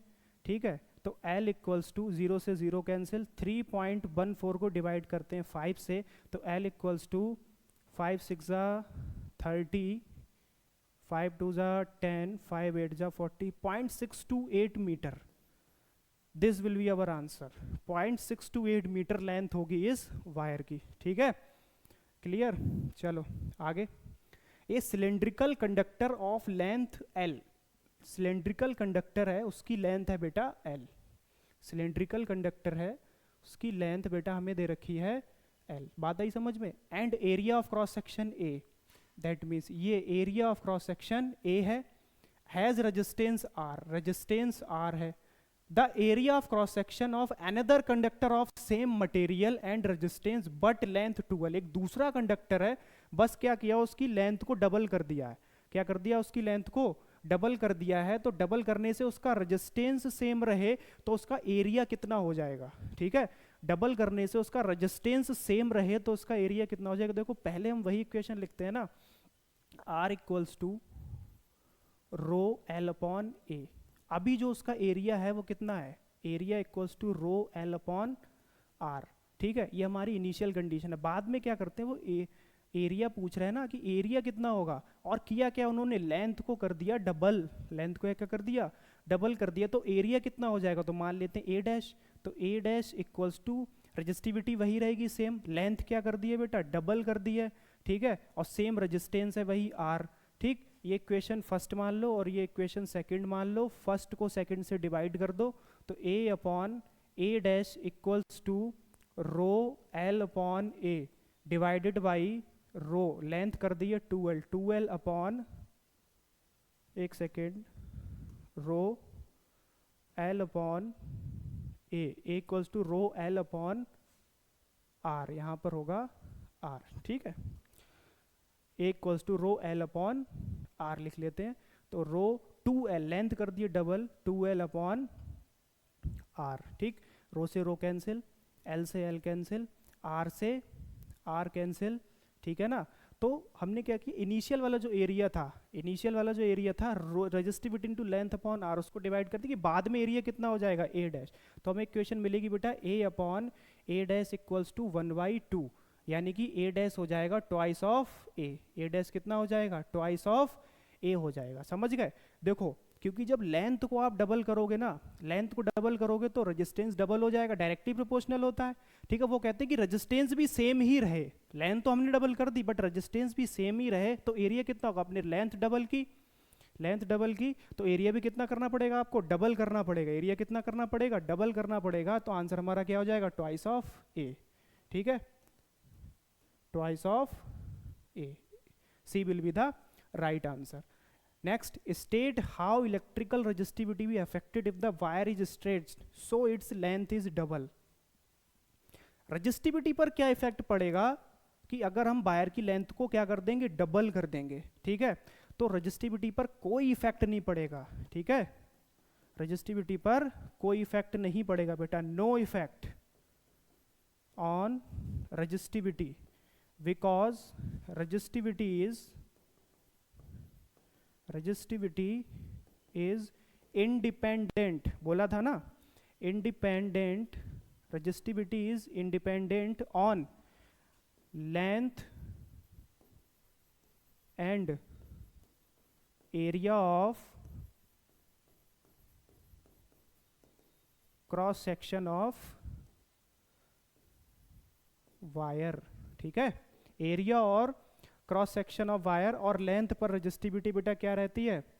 इंडिपेंडेंट रहती है। ठीक है, नेक्स्ट क्वेश्चन सीबीएसई 2023 में पूछा बेटा, ये list 2 factors on which the resistance of conductor depend. 2 factor बताओ जिन पर रेजिस्टेंस डिपेंड करता है कंडक्टर का। किन पर डिपेंड करता है बेटा? पहला फैक्टर लेंथ पर डिपेंड करता है। ठीक है, दूसरा factor area of cross section पर डिपेंड करता है, पढ़ा था ना। तीसरा फैक्टर टेम्परेचर पर डिपेंड करता है। ठीक है, 2 factor. Next, how will the resistance of wire be affected if its length is double. अगर हम वायर की लेंथ को क्या कर दें बेटा? डबल कर दें, तो resistance is directly proportional to length. ठीक है, अगर लेंथ डबल करोगे तो रेजिस्टेंस क्या हो जाएगा? डबल हो जाएगा। तो resistance will also double, resistance भी बेटा क्या हो जाएगा? डबल हो जाएगा। ठीक है, बट अगर हमें इसको मैथमेटिकली सॉल्व करके प्रूफ करना होता है तो हम वही अपनी equation R equals to rho L upon A, ठीक है, ये फर्स्ट इक्वेशन मानते हैं। अब जो नया रेजिस्टेंस होगा आर डैश, वो क्या हो जाएगा? लेंथ को क्या कर रहे हैं? डबल कर रहे हैं।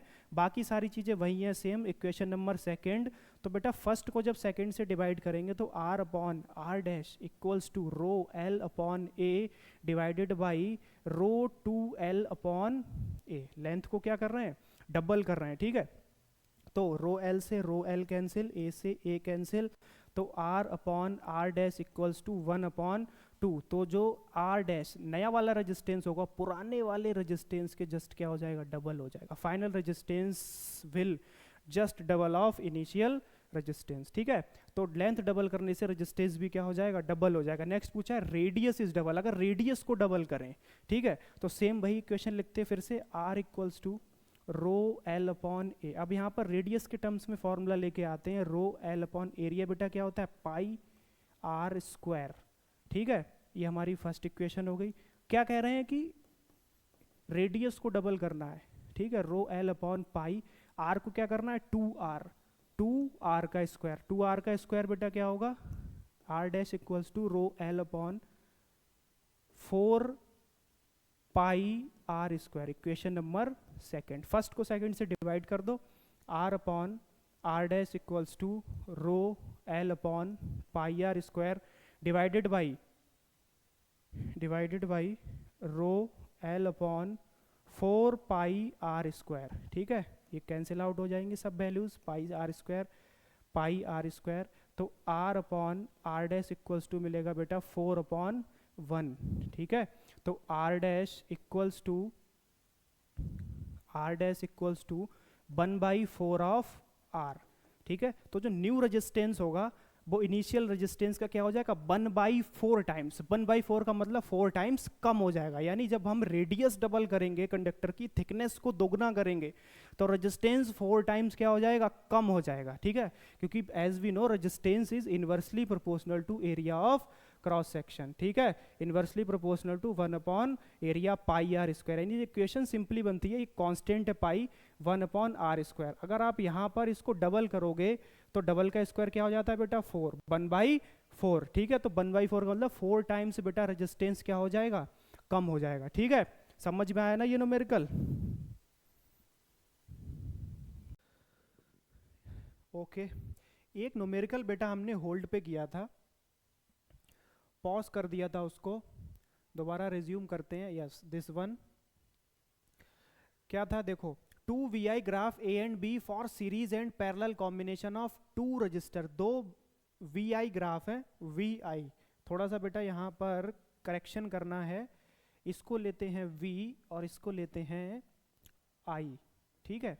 vi ग्राफ है 2 रजिस्टर के लिए, रजिस्टर ए और एक रजिस्टर बी। बताना है कि कौन सा रजिस्टर इनमें से शो कर रहा है सीरीज और पैरेलल कॉम्बिनेशन को, ठीक है। सीरीज और पैरेलल कॉम्बिनेशन को कौन सा रेजिस्टेंस शो कर रहा है, ठीक है। अब हम कैसे पता लगाएंगे, ठीक। अभी थोड़ी देर पहले बेटा हमने एक बात सीखी, क्या कि जब सीरीज में रजिस्टर कंबाइंड होते हैं तो सीरीज में जो ओवरऑल रेजिस्टेंस होता है सीरीज कॉम्बिनेशन का, वो कैसा रहता है, हाई रहता है, ज्यादा रहता है ना रेजिस्टेंस। और पैरेलल कॉम्बिनेशन में बेटा, पैरेलल कॉम्बिनेशन में जो रेजिस्टेंस है वो कैसा रहता है, लो रहता है। कैसा रहता है, लो रहता है। अब आप इन दोनों में देखो कंपेयर करके किसका रेजिस्टेंस लो है, ठीक है। देखो भाई, ये स्लोप कम है ए का, तो ए का जब बेटा स्लोप कम है तो रेजिस्टेंस भी क्या होगा, कम होगा। और कम किस में होता है बेटा, पैरेलल में। किस में होता है, पैरेलल में। तो ए का कॉम्बिनेशन क्या होगा, पैरेलल। समझ गए ना बात के लिए, ठीक है। दूसरा बी की बात करें तो बेटा बी का स्लोप ए से ज्यादा है, ठीक है। तो बी का स्लोप ए से ज्यादा है तो रेजिस्टेंस भी क्या होगा, ज्यादा होगा। तो ज्यादा किस में होता है भाई, सीरीज में, ठीक है। तो बी कौन से कॉम्बिनेशन में होगा, सीरीज में। कौन से कॉम्बिनेशन में होगा, सीरीज में। या फिर यूं सिंपली हम समझ लें कि ए का स्लोप है ना, वहां पर देखो तो हमें करंट की वैल्यू मैक्सिमम मिल रही है, ठीक है। ज्यादा करंट मतलब रेजिस्टेंस कम, कम रेजिस्टेंस मतलब पैरेलल कॉम्बिनेशन ए का। अब ये बी का स्लोप देखो, ये वैल्यू हमें मिल रही है करंट की, तो ये कम मिल रही है, मिनिमम करंट है ना, ए का ज्यादा है, बी का करंट हमें कम मिल रहा है, ठीक है। तो कम करंट का मतलब क्या हुआ भाई, रेजिस्टेंस ज्यादा होगा वी का। तो रेजिस्टेंस ज्यादा किस में होता है, सीरीज में। तो वी किस में होगा, सीरीज में, ठीक है। सीबीएसई 2023 में, ठीक है, ये क्वेश्चन हमसे पूछा गया था। आगे हम लोग अब बात करते हैं बेटा, नेक्स्ट टॉपिक है हमारा इलेक्ट्रिक पावर, ठीक है। क्या होती है electric power, basically electric power ना अप्लायंस की, इलेक्ट्रिक अप्लायंस की होती है। और इसका मतलब ये हुआ कि वो इलेक्ट्रिकल अप्लायंस जो इलेक्ट्रिक वर्क डन किसी यूनिट टाइम में कर रहा है, वो डिफाइन करता है उसकी पावर को। किसकी, इलेक्ट्रिक अप्लायंस की, ठीक है, सिंपली जो डेफिनेशन है उसके अकॉर्डिंग हम बेटा सबसे पहले बनाते हैं फॉर्मूला कि electric work done in per unit time is called electric power, ठीक है, work done in per unit time is called power and electric work done in per unit time is called electric power. तो formula बनाते हैं power का, P equals to W upon T, ठीक है, P equals to W upon T. SI unit of power is, SI unit of बेटा power is watt, क्या होती है, वॉट, या फिर हम W से डिनोट कर सकते हैं, SI unit of power is what, ठीक है। अब इलेक्ट्रिकल अप्लायंस की सबकी अपनी अलग अलग पावर होती है, ठीक है, अकॉर्डिंग टू इट्स पावर, अपनी पावर के अकॉर्डिंग इलेक्ट्रिकल अप्लायंस वर्क करते हैं और work is equal to energy, ठीक है। तो वो क्या करेंगे, वर्क करने के लिए इलेक्ट्रिकल एनर्जी को क्या करेंगे, कंज्यूम करेंगे। जैसे बेटा फैन है, फैन की सर्टेन पावर है 100 वाट, फैन का काम क्या है, रोटेट होना, ठीक है, मोशन प्रोड्यूस करना, इससे हमें क्या मिलेगी, हवा मिलेगी, समझ गए। बल्ब, बल्ब का काम क्या है, इलेक्ट्रिकल एनर्जी को लेता है, क्या काम करता है, लाइट देता है, हीट प्रोड्यूस होती है उसमें, फिलामेंट में हमें क्या मिलती है, लाइट, ठीक है। तो वो काम कैसे कर रहा है, इलेक्ट्रिकल एनर्जी को कंज्यूम कर रहा है। कितनी एनर्जी कंज्यूम कर रहा है, जितना वो काम कर रहा है अकॉर्डिंग टू इट्स पावर, ठीक है। तो क्या हुआ कि इलेक्ट्रिक अप्लायंस की जितनी हाई पावर होगी वो उतनी ज्यादा इलेक्ट्रिकल एनर्जी को कंज्यूम करेगा, जितनी कम पावर होगी वो कम इलेक्ट्रिकल एनर्जी को कंज्यूम करेगा। तो सिंपली बेटा क्या हुआ कि वर्क डन जो होता है ना वो एनर्जी के बराबर होता है, W इक्वल्स टू एनर्जी। बात आई समझ में। तब हम यहाँ लिख सकते हैं बेटा P equals to E upon T and energy equals to power into time. Energy equals to power into time, energy is directly proportional to power and time, ठीक है। बात आई समझ में। तो बेटा ये जो पावर है ये इसका बेसिक सा फॉर्मूला है वर्क डन अपॉन टाइम, ठीक है। अब पावर के 3 और फार्मूले, पावर के 3 और ब्रह्मास्त्र हम लोग निकालेंगे। सिंपली बेटा हम लोग यहां पर लिखते हैं power equals to W upon T. अब पीछे जाओ, फॉर्मूला रिकॉल करो, तो V इक्वल्स टू हमने पढ़ रखा है बेटा W अपॉन क्यू, ठीक है। तो W इक्वल्स टू बेटा क्या हो जाएगा, वी क्यू। तो W equals to V, Q equals to बेटा क्या होता है, आई टी, ठीक है। Q इक्वल्स टू क्या होता है बेटा, आई टी। तो W की जगह पर हम पुट करेंगे बेटा वी आई टी, ठीक है, और T से T कैंसिल, तो हमें क्या मिलेगा, पावर का पहला formula P equals to V I, power का पहला formula B equals to P I in terms of voltage and current, voltage और करंट के टर्म्स में हमें फॉर्मूला मिलेगा। दूसरा फॉर्मूला हम लोग बेटा ड्राइव करेंगे, आ जाओ इक्वेशन ओम्स लॉ वाली से, ठीक है। V equals to I R, यहां पर जो V है वहां पर हम आई आर पुट करेंगे तो हमें मिलेगा P equals to I R into I. Power का दूसरा फॉर्मूला बेटा मिलेगा हमें I square into R in terms of current and resistance, ठीक है, करंट एंड रेजिस्टेंस। अगेन हम क्या करेंगे, यहां से बेटा V equals to I R, तो वहां से I की वैल्यू निकालेंगे, वो हो जाएगी V अपॉन आर, और ये जो I की वैल्यू ऊपर वाली इक्वेशन में पुट कर दो, तो P equals to V square upon R square into R, से आर स्क्वायर कैंसिल, तो P equals to V square upon R, यानी वोल्टेज और रेजिस्टेंस के टर्म्स में पावर का तीसरा फॉर्मूला, ठीक है। P equals to V I, P equals to I square into R and P equals to V square upon R, ये 3 फॉर्मूले, ठीक, बात आई समझ में। तो अब बात करते हैं 1 वॉट पावर क्या होती है।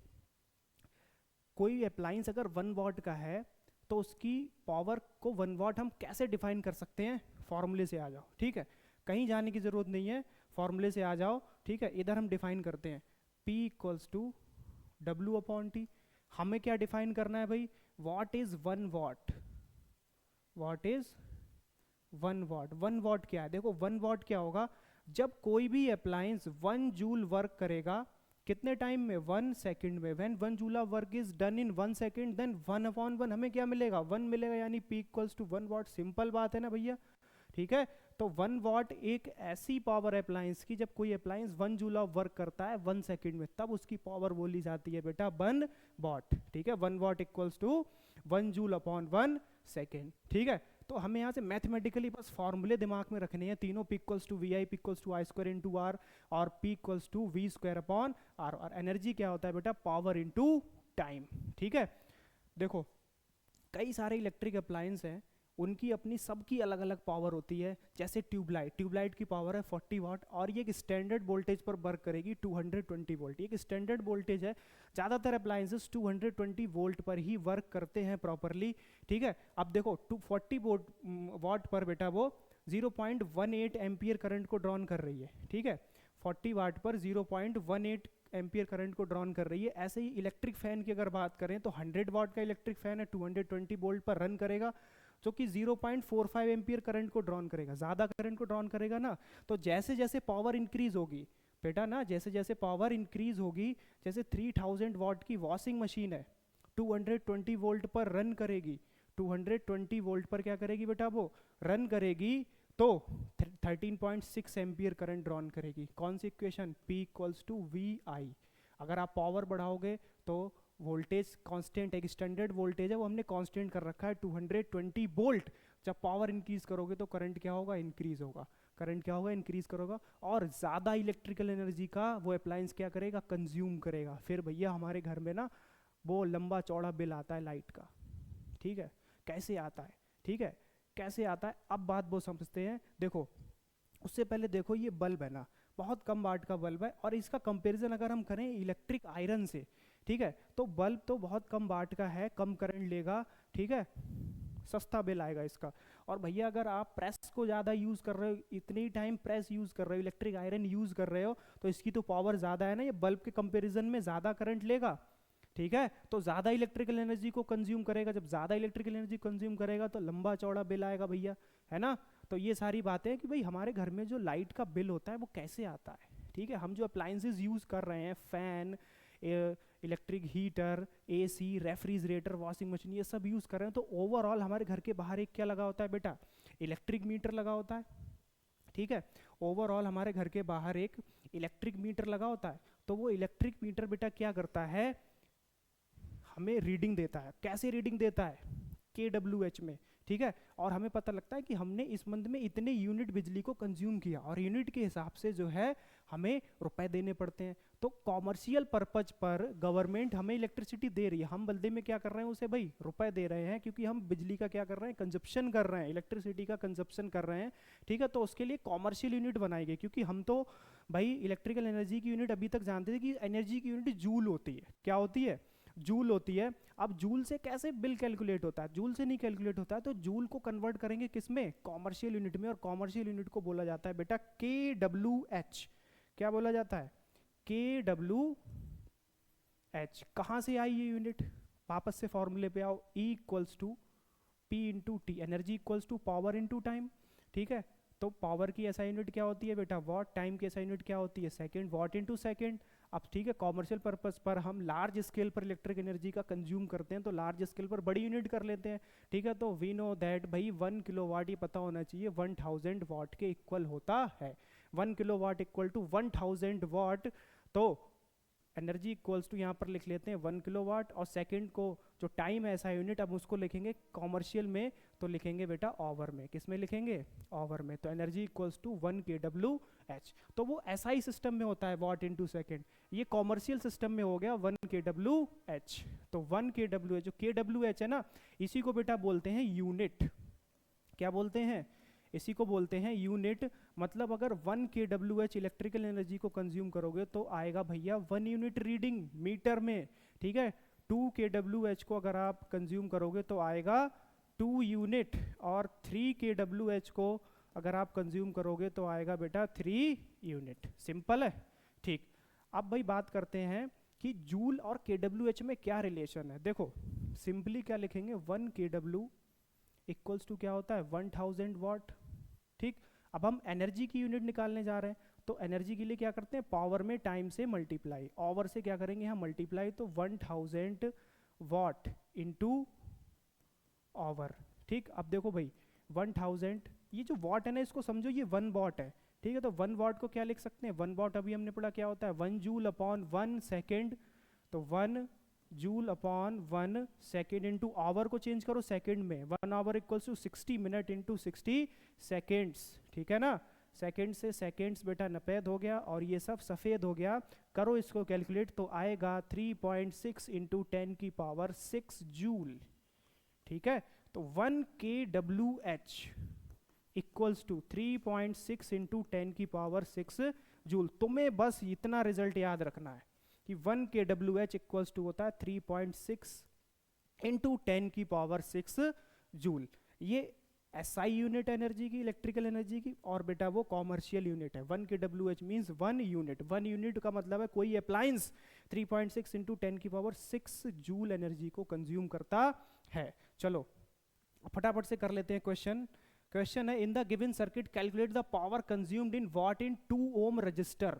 2 ओम रजिस्टर जो है कितनी इलेक्ट्रिकल एनर्जी को क्या करेगा बेटा, कंज्यूम करेगा। इन the given circuit calculate the power consumed in what.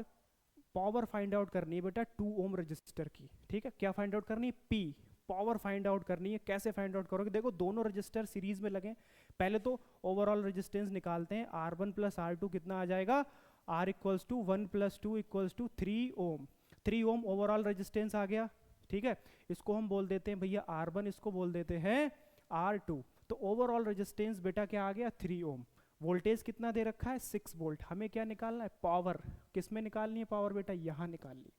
तो यहाँ के लिए हमें ये पता होना चाहिए यहाँ कितना करंट फ्लो कर रहा है, या तो फिर ये पता होना चाहिए कि यहाँ वोल्टेज कितना है, क्योंकि सीरीज में वोल्टेज अलग अलग होता है। तो फिर वोल्टेज निकालने लग जाओ, इससे अच्छा करंट निकाल लो। क्या निकाल लो, करंट निकाल लो। तो ओम्स लॉ की इक्वेशन से I equals to V upon R। V की वैल्यू बेटा 6 और R की वैल्यू 3, 2 एम्पियर करंट आ जाएगा। और 2 एम्पियर करंट बेटा यहाँ भी होगा और 2 एम्पियर करंट यहाँ भी, क्योंकि सीरीज में करंट क्या रहता है, सेम रहता है। अब हम पावर का कौन सा फॉर्मूला लगाएंगे, P equals to I square into R, क्योंकि हमें करंट और रेजिस्टेंस पता है। कौन से रेजिस्टेंस में पावर निकालनी है, R2 में। R2 की वैल्यू कितनी है, 2 ओम। 2 ओम वाले में तो निकालनी है ना। तो P इक्वल्स टू I की वैल्यू 2 का स्क्वायर इंटू 2, 2 जा 4, 2 जा 8, 8 वॉट पावर आएगी। This will be the required answer, ठीक। आगे और इतू सा एक क्वेश्चन लुल्लू पुल्लू सा दे रखा है, इसको देख लेते हैं। 2 LED bulbs of 12 watt and 6 watt. 2 LED bulb है, एक 12 वाट की, एक 6 वाट की, दोनों सीरीज में कनेक्टेड है। तो 12 वाट वाली एलईडी के जो करंट है वो है 0.06 एम्पियर, यानी 12 वाट वाली एलईडी से 0.06 एम्पियर करंट निकल रहा है। उसके आगे जो 6 वाट वाली लगी है सीरीज में, उसमें से कितना करंट निकलेगा, ठीक है। ये तो भाई सीबीएसई हमें घुमाना चाह रही है, और हमें घूमना नहीं है, भाई यहीं पर रहना है। देखो 2 एम्पियर 2 एम्पियर, सीरीज में करंट क्या रहता है, सेम रहता है। चाहे 2 3 कितने भी अप्लायंसेस, कितने भी रेजिस्टेंस, कितने भी बल्ब लगे हो, सीरीज में क्या रहता है, करंट सेम रहता है। याद रखो, सीरीज में current same, voltage different, parallel में वोल्टेज सेम, करंट डिफरेंट। आई ना बात समझ में। तो भाई करंट तो सेम रहेगा ना, इसमें भी कितना करंट होगा, 0.06 ampere. B will be the right answer. B क्या हो जाएगा, राइट आंसर हो जाएगा, ठीक। अब हम क्वेश्चन करते हैं आगे। 2022 में आया ये question. An electric kettle of 2 kilowatt is used for 2 hour. एक इलेक्ट्रिक केटल 2 किलोवाट की है, पावर कितना दे रखा है, देखो 2 kilowatt, P equals to 2 kilowatt, और उसको यूज किया जाता है 2 आवर तक। Calculate the electrical energy consumed in kilowatt hour. तो फर्स्ट का क्या करोगे, इलेक्ट्रिकल एनर्जी निकालना है, P इंटू टी लगाएंगे, पावर 2 किलोवाट और टाइम 2 आवर। बेटा आंसर हमारा क्या आ जाएगा, E इक्वल्स टू 4 kWh। दूसरा हमसे पूछा है जूल में निकालो, किस में निकालो, जूल में निकालो। तो 4 kWh है ना, उसको जूल में कन्वर्ट करने के लिए क्या रिलेशन बताया, 3.6 इंटू 10⁻6 जूल। इससे हम मल्टीप्लाई करेंगे, आंसर आ जाएगा 4 6 24, कैरी 2, 4 3 12 2, 14.4 इंटू 10⁻6 जूल, ठीक है। क्लियर है, इजी था क्वेश्चन ये, ठीक है। आगे देखते हैं नेक्स्ट क्वेश्चन नंबर जो भी है XYZ। ये बेटा सीबीएसई 2024 में पूछा गया। मैंने मोस्ट ऑफ द PYQs इसमें प्रैक्टिस कराए हैं, ठीक है। एवरी टॉपिक के बाद PYQs प्रैक्टिस कराए, तो हमें पता लगाना कि हमारे एग्जाम का लेवल क्या है, ठीक है। और हम अब इस लेवल पर पहुंच भी चुके हैं। An electric oven is design to work on the mains voltage 220, ठीक है। 220 वोल्टेज पर इलेक्ट्रिक ओवन को डिजाइन किया काम करने के लिए। और ये ओवन क्या करता है भैया, 11 यूनिट इलेक्ट्रिकल एनर्जी को कंज्यूम करता है 5 आवर में। अगर कोई 11 यूनिट मतलब 11 यूनिट 11 kWh इलेक्ट्रिकल एनर्जी को कंज्यूम कर रहा है 5 आवर में, तो हमें क्या निकालना, सबसे पहले उसकी पावर रेटिंग ऑफ ओवन। तो इस ओवन की पावर क्या होगी, ठीक है। 11 यूनिट 5 घंटे में, तो 1 घंटे में कितना करेगा भाई। फर्स्ट का आंसर क्या हो जाएगा, फर्स्ट का आंसर सिंपली बेटा हो जाएगा, हम पावर निकाल ली है ना, इसकी पावर इक्वल्स टू हो जाएगी 11 अपॉन 5 यानी कि 2.2 किलोवाट। इसकी पावर क्या होगी बेटा? 2.2 किलोवाट। 2.2 किलोवाट का मतलब ये हुआ, पावर रेटिंग पूछा है, रेटिंग का मतलब ये हो गया ना कि 5 घंटे में 11 यूनिट, तो 1 घंटे में कितना? 2.2 kWh, 2.2 kWh। तो ये जो पावर रेटिंग है इसकी, हर घंटे ये बेटा 2.2 kWh यूनिट को कंज्यूम करेगा, 2.2 यूनिट को कंज्यूम करेगा पर आवर। ठीक है, तो पर आवर मींस इसकी पावर ही कितनी होगी? 2.2 वाट। पावर कितनी होगी इसकी बेटा? 2.2 किलोवाट है ना, इसकी पावर होगी बेटा 2.2 किलोवाट। किसकी? ओवन की। नेक्स्ट पूछा है current drawn by the oven, I निकालना है। सेकंड में क्या निकालना है? आई निकालना है। ठीक, हमें पता क्या है? पी कितना? 2.2 किलोवाट। और क्या पता है बेटा? वी कितना? 220 वोल्ट। पहले तो हम पावर को चेंज करेंगे वॉट में, तो 2.2 की मल्टीप्लाई बेटा करेंगे 1000 से, तो हमें क्या मिलेगा? 2200 वाट। ठीक है, 2200 वाट, ये पावर मिल गई हमें। अब हम करेंगे करंट की वैल्यू फाइंड। कौन सा फॉर्मूला लगाएंगे? P equals to V I. तो I इक्वल्स टू बेटा P अपॉन V। तो I इक्वल्स टू बेटा पावर है 2200 और वोल्टेज है 220, 0 से बेटा 0 कैंसिल। ठीक है, तो करंट कितना आ जाएगा? P equals to V I, तो I equals to P upon V। ठीक है, I equals to P upon V, P equals to V I, I equals to P upon V। ठीक है, आगे पावर हमें कितनी गिवन बेटा? 2200 वाट, 2200 वाट, और डिवाइड करेंगे 220 से। तो जब 22 से बेटा आप इसको डिवाइड करोगे आ जाएगा 10, यानी कि I equals to 10 ampere. I equals to बेटा 10 एम्पियर आएगा। नेक्स्ट आगे फाइंड करना रेजिस्टेंस ऑफ ओवन, ओवन का रेजिस्टेंस फाइंड करना है। अब हमें I पता है, पावर पता है, वोल्टेज पता है, तीनों चीजें पता है। इसका हमें वोल्टेज भी पता है और करंट भी पता है 10 एम्पियर। तो रेजिस्टेंस सिंपली हम बेटा फाइंड कर सकते हैं ओम्स लॉ वाली इक्वेशन से, फाइंड कर सकते हैं ना। देखो P इक्वल्स टू वी आई लगाने की जरूरत ही नहीं है, इसमें रेजिस्टेंस आता नहीं है। दूसरा एक रेजिस्टेंस का फॉर्मूला है P इक्वल्स टू बेटा आई स्क्वायर इंटू आर, इसका हम यूज कर सकते हैं। ठीक है, क्योंकि हमें पावर पता है इसकी 2200 इक्वल्स टू आई स्क्वायर, आई की वैल्यू हमने बेटा अभी फाइंड की है 10 का स्क्वायर इंटू आर। तो यहाँ से आर की वैल्यू बेटा कितनी आ जाएगी? 2200 अपॉन 10 इंटू 10, 0 से 0 कैंसिल, आर इक्वल्स टू 22 ओम। कितना आ जाएगा? आर इक्वल्स टू 22 ओम। और सिंपली हम इसको ऐसे भी कर सकते हैं बेटा ओम्स लॉ के इक्वेशन से, V equals to I R, तो R इक्वल्स टू बेटा V अपॉन आई, वोल्टेज है 220, करंट की वैल्यू बेटा कितनी आई अभी? 10। ठीक है, 0 से 0 कैंसिल, यानी कि 22 ओम। ऐसे भी आंसर आ जाएगा। ठीक है, कैसे भी कर लो, सिंपली हमारा आंसर ऐसे भी आ जाएगा। बात आई समझ में? ठीक है भाई, समझ आया ये बच्चों? ठीक, चलो नेक्स्ट आगे देखते हैं। An electric motor rated 1100 watt, electric motor है, उसकी पावर कितनी है? 1100 watt. P equals to 1100 watt, है ना। पावर कितनी है भाई? 1100 watt is connected to 220 volt supply. Voltage कितना है? 220 वोल्ट। ठीक है, फर्स्ट हमें फाइंड करना था current drawn from the mains, कितना करंट ये ड्रॉन करेगा। आई फाइंड करना, पी बी आई तीनों के मैंने भाई। पावर का कौन सा फॉर्मूला लगेगा? सोचो सोचो सोचो, जल्दी बताओ। P equals to V I, तो आई इक्वल्स टू बेटा P upon V। I equals to power है 1100 watt and divided by voltage 220, 0 से 0 कैंसिल, 22 से 110 को डिवाइड करेंगे तो आंसर आ जाएगा बेटा 5 एम्पियर। ठीक है, 5 एम्पियर करंट ड्रॉन करेगा। Second part, electrical energy consumed if used 5 hour daily for 6 days. ये डेली बेटा 5 आवर यूज होता है 6 डेज तक, कितनी इलेक्ट्रिकल एनर्जी को कंज्यूम करेगा? ठीक है, कितनी इलेक्ट्रिकल एनर्जी को ये कंज्यूम करेगा? तो 1100 वाट हमें गिवन है, तो इसको बेटा हम किलोवाट में चेंज करते हैं। तो 1000 से करोगे आप डिवाइड, तो आपके लिए मिल जाएगा 1.1 किलोवाट। ठीक है, 1.1 किलोवाट। और पर डे कितना यूज होता है? 5 आवर 6 डेज तक। तो टोटल आवर कितने हो गए? टोटल आवर बेटा कितने हो गए? 30। ठीक है, तो एनर्जी निकालना है हमें। E इक्वल्स टू क्या होता है? P into T. पावर कितना है बेटा? 1.1 kilowatt into time 5 hour a day and 6 day, 5 into 6। ठीक है, तो E इक्वल्स टू 1.1 इंटू 5 6 30, 11 3 ज़ा 33 kWh, ठीक है, kWh यानी कि 33 यूनिट इलेक्ट्रिकल एनर्जी का कंज्यूम करेगा बेटा ये मोटर 6 डेज में, ठीक है। Total cost of energy consume at the rate of 5 rupees per unit, 5 rupees per unit, एक यूनिट की कॉस्ट है 5 रुपी, तो 33 यूनिट इसने यूज की, तो टोटल कॉस्ट कितनी आ जाएगी, टोटल कॉस्ट बेटा आ जाएगी 5 इंटू 33, 5 3 15, 5 3 15 16, 165 रुपीज, दैट्स ऑल, ठीक है। समझ में आया ना ये।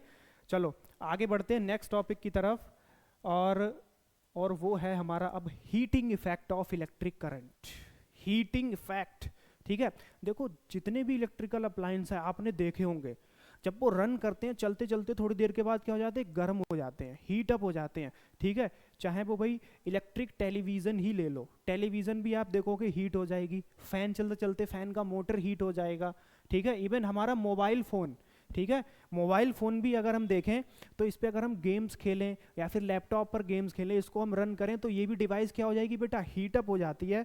तो इसका मतलब ये होना कि इलेक्ट्रिक करंट जब वायर में दौड़ता है, किसी भी इलेक्ट्रिक अप्लायंस में बेटा दौड़ता है, रन करता है, तो क्या प्रोड्यूस करता है, हीट प्रोड्यूस करता है। क्या प्रोड्यूस करता है, हीट प्रोड्यूस करता है। अगर हमें उस हीट को वर्क में लाना है, उस हीट से कुछ काम निकालना है, तब हमें वायर्स में क्या यूज करना पड़ेगा, ऐसे वायर्स, ऐसे इलेक्ट्रिक कंपोनेंट और कंडक्टर यूज करेंगे ना जिनका रेजिस्टेंस हाई होगा। हाई रेजिस्टेंस वाला क्या करेगा, high heat, large heat produce करेगा, है ना। देखो जैसे कि मैकेनिकल हीट में बेटा जब फ्रिक्शन काम करता है ना, जितनी ज्यादा फ्रिक्शन हो दो बॉडीज के बीच में, दो कॉन्टेक्ट सरफेस के बीच में, उतनी ज्यादा हीट होती है। वैसे ही यहाँ पर हीटिंग इफेक्ट में रेजिस्टेंस काम करता है, जितना ज्यादा रेजिस्टेंस उतनी ज्यादा हीट। तो हीटिंग इफेक्ट ऑफ करंट क्या होता है, करंट मेनली बेटा ये इफेक्ट प्रोड्यूस करता ही करता है सभी अप्लायंस में, जहां भी करंट दौड़ेगा हीट प्रोड्यूस करेगा। कि when electric current is passed through a high resistance wire like nichrome, magnesium, tungsten, ये सब हाई रेजिस्टिव वायर होते हैं, तो वायर बेटा हॉट हो जाते हैं, हीट अप हो जाते हैं और हीट प्रोड्यूस करते हैं। इस फिनोमेना को हम लोग कहते हैं हीटिंग इफेक्ट ऑफ करंट, या simply we can say when electric current flowing in an electric appliance in a wire, then wire gets heat up, this phenomena is known as heating effect of current. अब कितनी heat produce करता है particular, वो हम लोग find out करेंगे और उसको बोलते हैं joule's law of heating. Joule's law of heating में हमें पता लगेगा कि कोई भी particular electric appliance according to resistance current और कितने टाइम तक उसमें करंट फ्लो किया तो कितनी हीट प्रोड्यूस करेगा। देखो जूल्स लॉ ऑफ हीटिंग ये कहता है कि the heat produced in a conductor is directly proportional to the square of current flowing in the conductor and directly proportional to the resistance of that conductor and directly proportional to the time. ये तीनों equation बेटा कर दो combined, यहाँ पर constant की value रहेगी 1, तो हमें हीट का फॉर्मूला मिलेगा H equals to I square R into T. That will be the required formula of heat, and as we all know SI unit of heat energy is joule. कोई भी energy हो बेटा उसकी SI unit क्या रहती है, joule रहती है। ये जूल्स लॉ है। H is directly proportional to I square of current, ठीक है। स्क्वायर ऑफ करंट मींस अगर आप करंट की वैल्यू को डबल करोगे तो हीट क्या हो जाएगी बेटा, 4 टाइम्स हो जाएगी, 2 का स्क्वायर 4। रेजिस्टेंस अगर आप डबल करोगे तो हीट हो जाएगी 2 टाइम्स। टाइम आप डबल करोगे, ठीक है, टाइम आप 4 टाइम्स करोगे तो हीट भी क्या हो जाएगी 4 टाइम्स। तो टाइम, रेजिस्टेंस और करंट तीनों के क्या रहती है बेटा, डायरेक्टली प्रोपोर्शनल रहती है। H equals to I square R T, इसको बोलते हैं जूल्स लॉ ऑफ हीटिंग, ठीक है। अब इस पर हीटिंग इफेक्ट ऑफ करंट पर जो एप्लीकेशंस हैं, जैसे बेटा बल्ब ग्लो करता है ना और हमें क्या देता है, लाइट, रोशनी देता है, लेकिन उसके अंदर की बेटा फिजिक्स समझो। बल्ब के अंदर लगा होता है यहाँ पर एक फिलामेंट, ठीक है, और वो फिलामेंट किसका होता है, टंगस्टन का होता है, ठीक है। टंगस्टन ये जो हाई रेजिस्टिव मटेरियल, और ये टंगस्टन में जब इलेक्ट्रिक करंट पास करता है तो ये क्या होता है, हीट अप हो जाता है, एकदम रेड हॉट हो जाता है, ठीक है। और अंदर से हमें क्या देता है भाई, अच्छी सी एक फ्लोरोसेंट लाइट प्रोड्यूस करता है। तो जो फिलामेंट होता है बल्ब का वो टंगस्टन का बनाया जाता है। और दूसरी बात, टंगस्टन का बेटा मेल्टिंग पॉइंट कैसा रहेगा, मेल्टिंग पॉइंट टंगस्टन का हाई, ठीक है।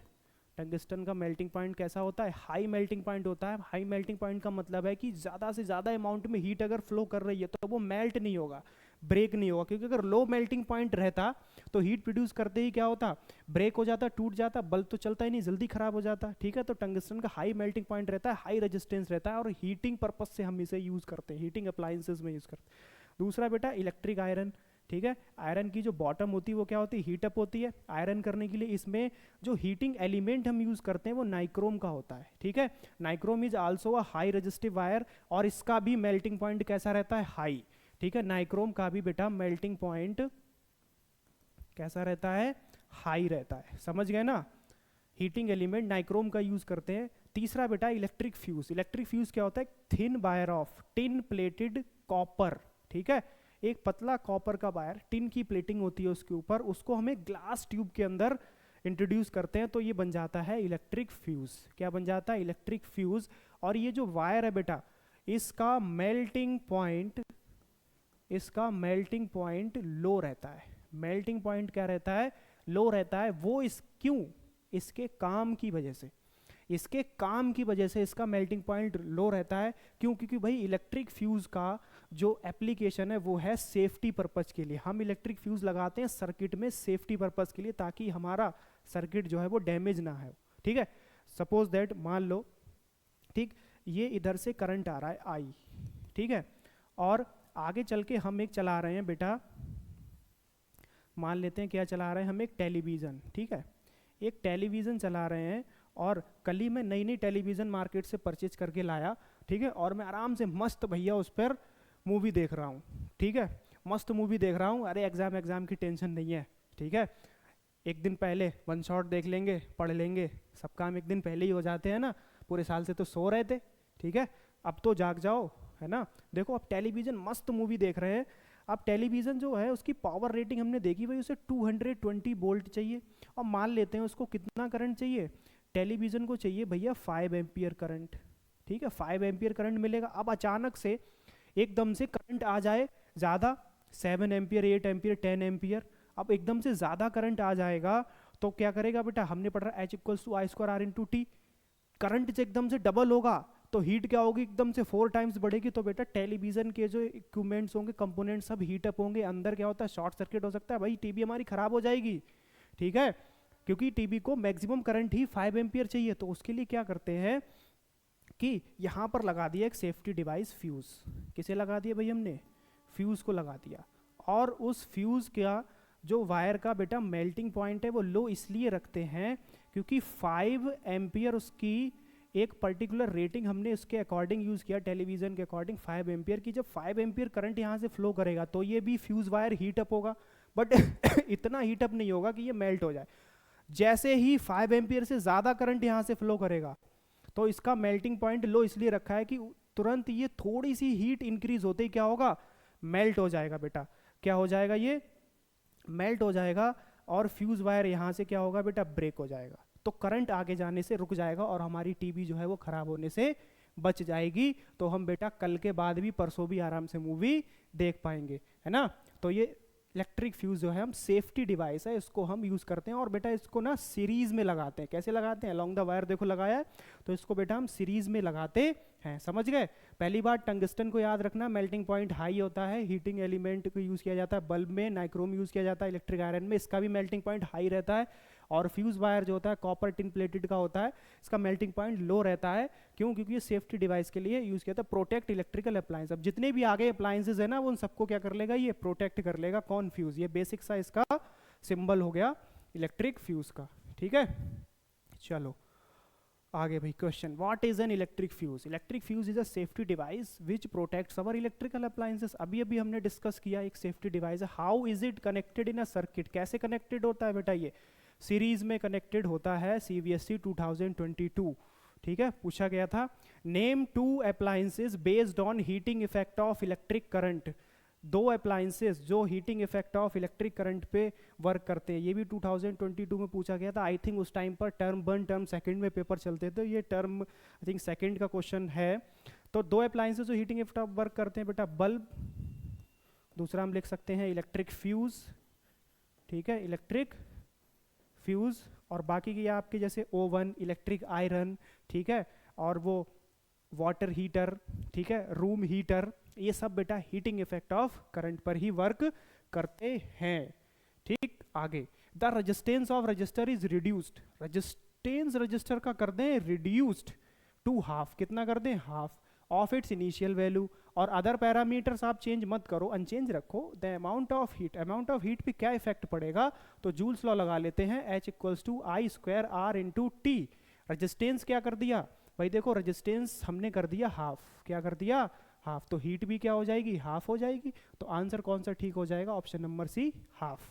ठीक, next the power of an heater is 1100 watt, 1100 watt power है किसी हीटर की, P equals to 1100 watt. If the potential difference is 220 volt, potential difference है 220 volt, find the current flowing in the circuit. Current find out कर लेते हैं, ठीक है, current find out हमें करना है बेटा, तो I is equals to P upon V, I is equals to 1100 divided by 220, 0 से 0 कैंसिल, तो I इज इक्वल्स टू बेटा ये 5 एम्पियर आ जाएगा।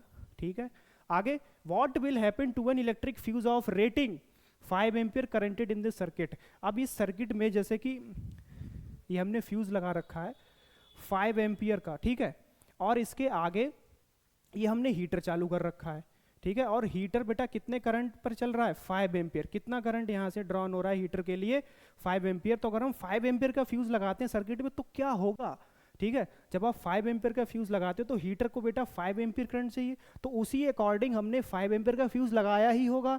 ठीक है, तो जो हमारा हीटर है वो प्रॉपरली वर्क करता रहेगा। ठीक है, और इलेक्ट्रिक फ्यूज भी मेल्ट होके ब्रेक नहीं होगा, क्योंकि सामने वाले अप्लायंस को 5 एम्पियर करंट चाहिए, तो उतने ही रीडिंग का हमें फ्यूज लगाना पड़ता है। जैसे 5 एम्पियर का अप्लायंस है तो 5 एम्पियर का ही फ्यूज हम लगाते हैं, या फिर हम बेटा इससे थोड़ा ज़्यादा अप्रॉक्स 6 एम्पियर का लगा सकते हैं, इससे कम का नहीं लगाना। अगर हम यहाँ पर 4 एम्पियर का फ्यूज लगा देते हैं तो जैसे ही 4 से ज़्यादा करंट यहाँ से, अब इसको चाहिए 5 एम्पियर, जैसे ही 4 से ज़्यादा करंट फ्लो करेगा तो क्या होगा, ये मेल्ट हो जाए, ब्रेक हो जाएगा और हमारा हीटर प्रॉपरली वर्क नहीं कर पाएगा। तो ये पूछा हैपन क्या, कुछ नहीं होगा, हीटर विल वर्क प्रॉपरली, है ना, हीटर विल वर्क प्रॉपरली। ठीक है, बात आई समझ में।